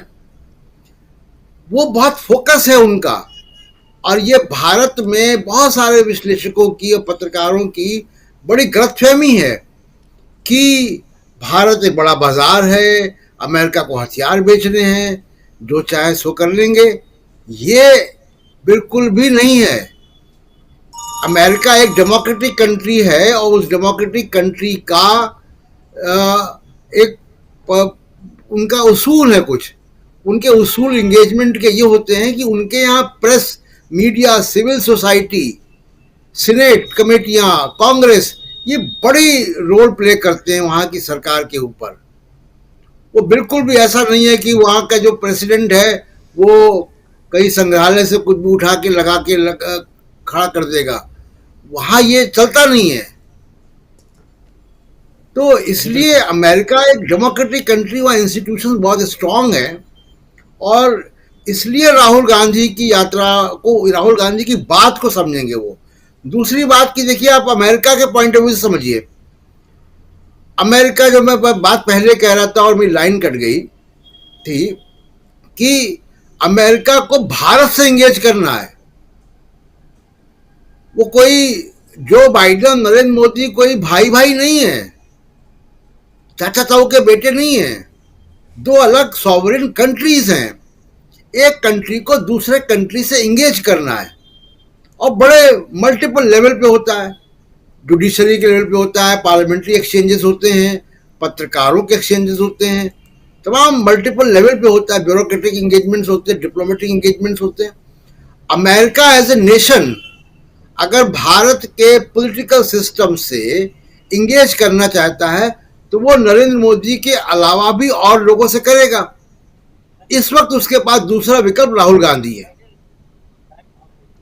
इसलिए हम देखेंगे कि अगले 3-4 दिनों में राहुल गांधी का जो लेवल ऑफ एंगेजमेंट होगा अमेरिकन सिस्टम से, वो बहुत क्वालिटेटिव होगा, बहुत गुणात्मक होगा। थैंक यू जी। और जैसे वो अभी आगे बढ़ेंगे, वॉशिंगटन डीसी तक पहुंचेंगे, शायद ये गुणात्मकता जो है वो बढ़ते हुए नजर आएगी। जरा सलीम रिजवी साहब, आपसे भी समझना चाहूँगा, जो बात यहाँ रख रहे हैं, बहुत इंपॉर्टेंट बात कर रहे हैं प्रशांत टंडन जी। जरा इसी बात को आगे बढ़ाइए, चूंकि आप वहाँ हैं, न्यूयॉर्क में हैं। न्यूयॉर्क में भी एक बड़ा सा कार्यक्रम होना है, इंडियन डायस्पोरा को संबोधित करेंगे, राहुल गांधी उनके सवालों का जवाब देंगे, लेकिन उससे पहले वाशिंगटन डीसी। और अब राहुल गांधी, चूंकि पहले भी ये सवाल कर चुका आपके सामने, आप बता चुके हैं, अब राहुल गांधी एक सामान्य कांग्रेस के कार्यकर्ता हैं, और ऐसे में वाशिंगटन डीसी में क्या कुछ देख रहे हैं आप, क्या कुछ होते हुए हम उम्मीद करें? और जो बात यहाँ प्रशांत टंडन जी कह रहे हैं, उसमें उसको अगर आगे बढ़ाया जाए तो किस रूप में, बीइंग इन अमेरिका, यूएसए, क्या देखते हैं आप, किस रूप में देखते हैं? जी, बहुत अहम है ये 2 दिन। अब वो डीसी में आज उनके बड़ी अहम एंगेजमेंट्स हैं। नेशनल प्रेस क्लब में उनका एक इंटरेक्शन है, और वो प्रेस के साथ जाहिर है कि प्रोग्राम में मिलेंगे। लेकिन टॉपिक बड़ा दिलचस्प है, democracy, rule of law, freedom of speech. तो ये सारी चीजें बड़ी अहमियत रखती हैं। और जिस तरह का अभी प्रशांत साहब बात कर रहे थे कि जो हालात हैं, और खुद राहुल गांधी इसके शिकार हैं और विक्टिम हैं, तो ये बड़ी अहमियत रखता है और सबकी नजर है। ये नहीं है कि आप, ये वो जमाने नहीं है कि अब एक हफ्ते बाद न्यूज पहुंचेगी, सबको मालूम है क्या क्या हुआ, एक एक लम्हे के यहाँ पे नजर रखी गई है। स्टेट डिपार्टमेंट ने भी यहाँ तक कहा था कि भाई हम जो उनके खिलाफ लीगल प्रोसीडिंग्स हैं उस पर भी नजर रखे हुए हैं, राहुल गांधी के लिए कहा था। तो ये सारी चीजें हैं, और लॉ मेकर से भी इनका इंटरेक्शन होना है वॉशिंगटन डीसी में, जिसमें सेनेटर्स और कांग्रेसमैन, बड़ी अहमियत है उसकी भी। फिर वो जो एक डिनर पे जाएंगे तो वहां भी थिंक टैंक है, लॉ मेकर्स हैं, इंटेलेक्चुअल्स हैं। ये छोटी मोटी बात नहीं है, और न ही तंज के हिसाब से देखा जाए। एक इम्पॉर्टेंट पहलू उसमें यही है कि प्रधानमंत्री नरेंद्र मोदी ही नहीं, कई लोग हैं, कई ग्रुप हैं ऐसे जो ऐसी बातें करते हैं, यानी कि सर्वज्ञानी अपने आप को समझते हैं। क्या राजनीति में ये तमाम बातें जो होती रही हैं, अब उससे ऊपर हम उठ गए हैं? क्या राहुल गांधी मुद्दों पर आधारित राजनीति कर रहे हैं? ये सब है, और यही यहाँ जानने की कोशिश कर रहे हैं हम। और क्या कुछ चल रहा है? क्या राहुल गांधी जब 4 दिन बाद, अब से कल वाशिंगटन डीसी में, और वहाँ भी थिंक टैंक से मिलना है, फिर राहुल गांधी मीडिया से रूबरू होंगे, वहाँ भी लोकतंत्र की बात होगी, तमाम बातें होंगी। तमाम बातें जब आएंगी आप सबके सामने, तो क्या राहुल गांधी और भी कुछ बोलने वाले हैं ऐसे, जिससे वहाँ मजबूरियां, यहाँ कांग्रेस, मतलब खास मजबूरियां ना कहें तो कांग्रेस के लिए और बीजेपी के बीच, दोनों के बीच में हंगामा फिर से होगा क्या? बहुत कुछ अलग अलग। इस बीच थोड़ा डिस्कनेक्ट हो गए थे हमारे साथी, और जी रिजवी साहब डिस्कनेक्ट हो गए थे, आप सब हो गए थे जी। वो मैंने कनेक्शन में प्रॉब्लम था, थोड़ी देर देखा, लेकिन जी थोड़ी देर के बाद मैं यही कह रहा था कि जी, मैं वही कह रहा कि यहाँ से डीसी में बहुत अहम मीटिंग्स हैं नेशनल प्रेस क्लब और लॉ मेकर्स के साथ, और सेनेटर्स, कांग्रेसमैन कैपिटल हिल पे जाके ये इंपॉर्टेंट मीटिंग्स हैं। तो उसमें जाहिर है वो इंटरैक्ट करेंगे, अपने यही सब जो इश्यूज हैं सामने रखेंगे, खुद उनके ऊपर क्या बीती है। एक डेमोक्रेटिक मुल्क में उनको पार्लियामेंट में बात नहीं करने दिया गया, माइक बंद कर दिया गया, और किस तरह से उनको डिस्क्वालीफाई कर दिया गया, ये सारी चीजें सबको यहाँ पर आया है और सब जानते हैं। ये नहीं है कि आप समझ रहे हैं कि भाई जो पेश कर रहे हैं, जो प्रेजेंट कर रहे हैं, वही पिक्चर सब देख रहे हैं। नहीं, यहाँ सबको मालूम है क्या हो रहा है। तो वो जब पर्सनल लेवल पे मिलेंगे, बात करेंगे कांग्रेसमैन सेनेटर्स से और पॉलिसी मेकर्स और जो थिंक टैंक मेंबर्स हैं प्लस प्रेस के मेंबर्स से, बड़ी इंपॉर्टेंट मीटिंग अभी थोड़ी देर में वहां शुरू होने वाली है गालिबन। तो ये सब बड़ी इंपॉर्टेंट है। फिर उसके बाद न्यूयॉर्क में जाहिर है कि वही अपनी मेन चीज है कि वो एनआरआई से जो डायस्पोरा की मीटिंग है, तो वो बहुत अहमियत रखती है।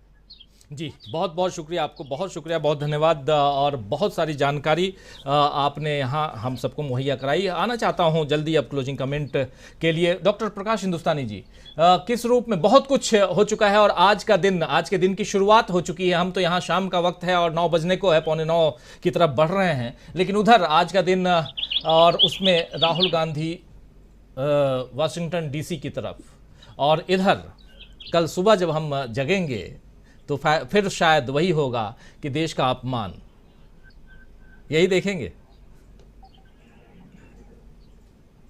अनम्यूट कर लीजिए। जी राजीव जी, जो व्यक्ति विस्तृत सोच वाला होता है, व्यापक सोच वाला व्यक्ति होता है, वो मुद्दों की बात करता है, विचारों की बात करता है, सिद्धांतों की बात करता है। और जो व्यक्ति इन सब चीजों के लायक नहीं होता, वो अपनी 56 इंच की छाती की बात करता है, एक अकेला सब पर भारी वाली बात करता है। तो ये मूल अंतर है दोनों व्यक्तित्वों में। मुझे ये लगता है कि अगर बीजेपी के नेताओं को पूरी छूट हो और ये कोई बीजेपी पे नियम हो कि अगर कोई व्यक्ति सरकार के खिलाफ या प्रधानमंत्री के खिलाफ बोलेगा तो उसके खिलाफ कोई कार्रवाई नहीं होगी, तो अधिकांश मंत्री भी वही बात कहना पसंद करेंगे जो राहुल गांधी कह रहे हैं। यानी राहुल गांधी न केवल देश के लोगों की बात कर रहे हैं, उनके मन की बात कर रहे हैं, बल्कि बीजेपी के भी कई नेताओं के मन की बात कर रहे हैं, अगर उसे पढ़ा जाए, ध्यान दिया जाए तो। राजू जी जी बिल्कुल। सुनील शुक्ला जी, आप क्या कहेंगे, क्लोजिंग कमेंट। राहुल गांधी ने जो बात कही है वह सोसाइटी एट लार्ज के बीच में उन्होंने कहा है। और आप कहिए, आप एक भारतीय जनता पार्टी एक राजनीतिक दल है, उस दल के प्रवक्ताओं को पूरा अधिकार है कि वो राहुल गांधी की यात्रा को अपने तरीके से उसकी व्याख्या करें।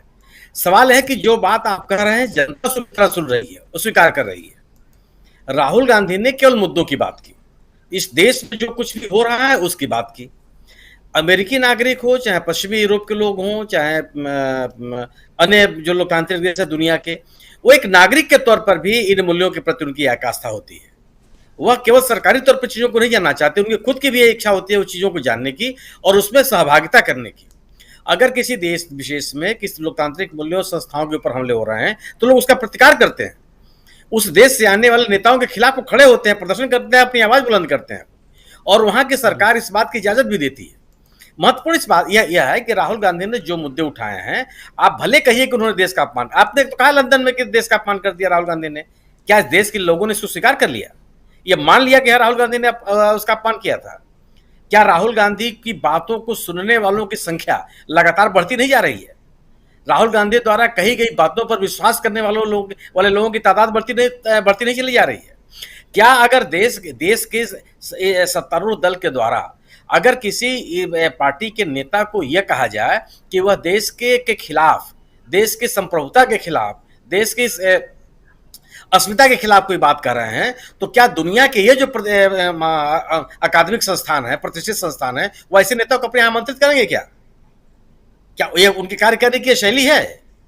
वो तो उन्हीं व्यक्तियों को मान्यता देते हैं कि जिन मूल्यों और मान्यताओं में वो खुद आस्था रखते हैं। अगर यह संस्थान एकेडमिक उत्कृष्टता की बात करते हैं तो उनको उन नेताओं में, उन जनप्रतिनिधियों में, उन सिविल सोसाइटी के लोगों में भी उनका विश्वास है जो मूल्यों और मान्यताओं में विश्वास रखते हैं।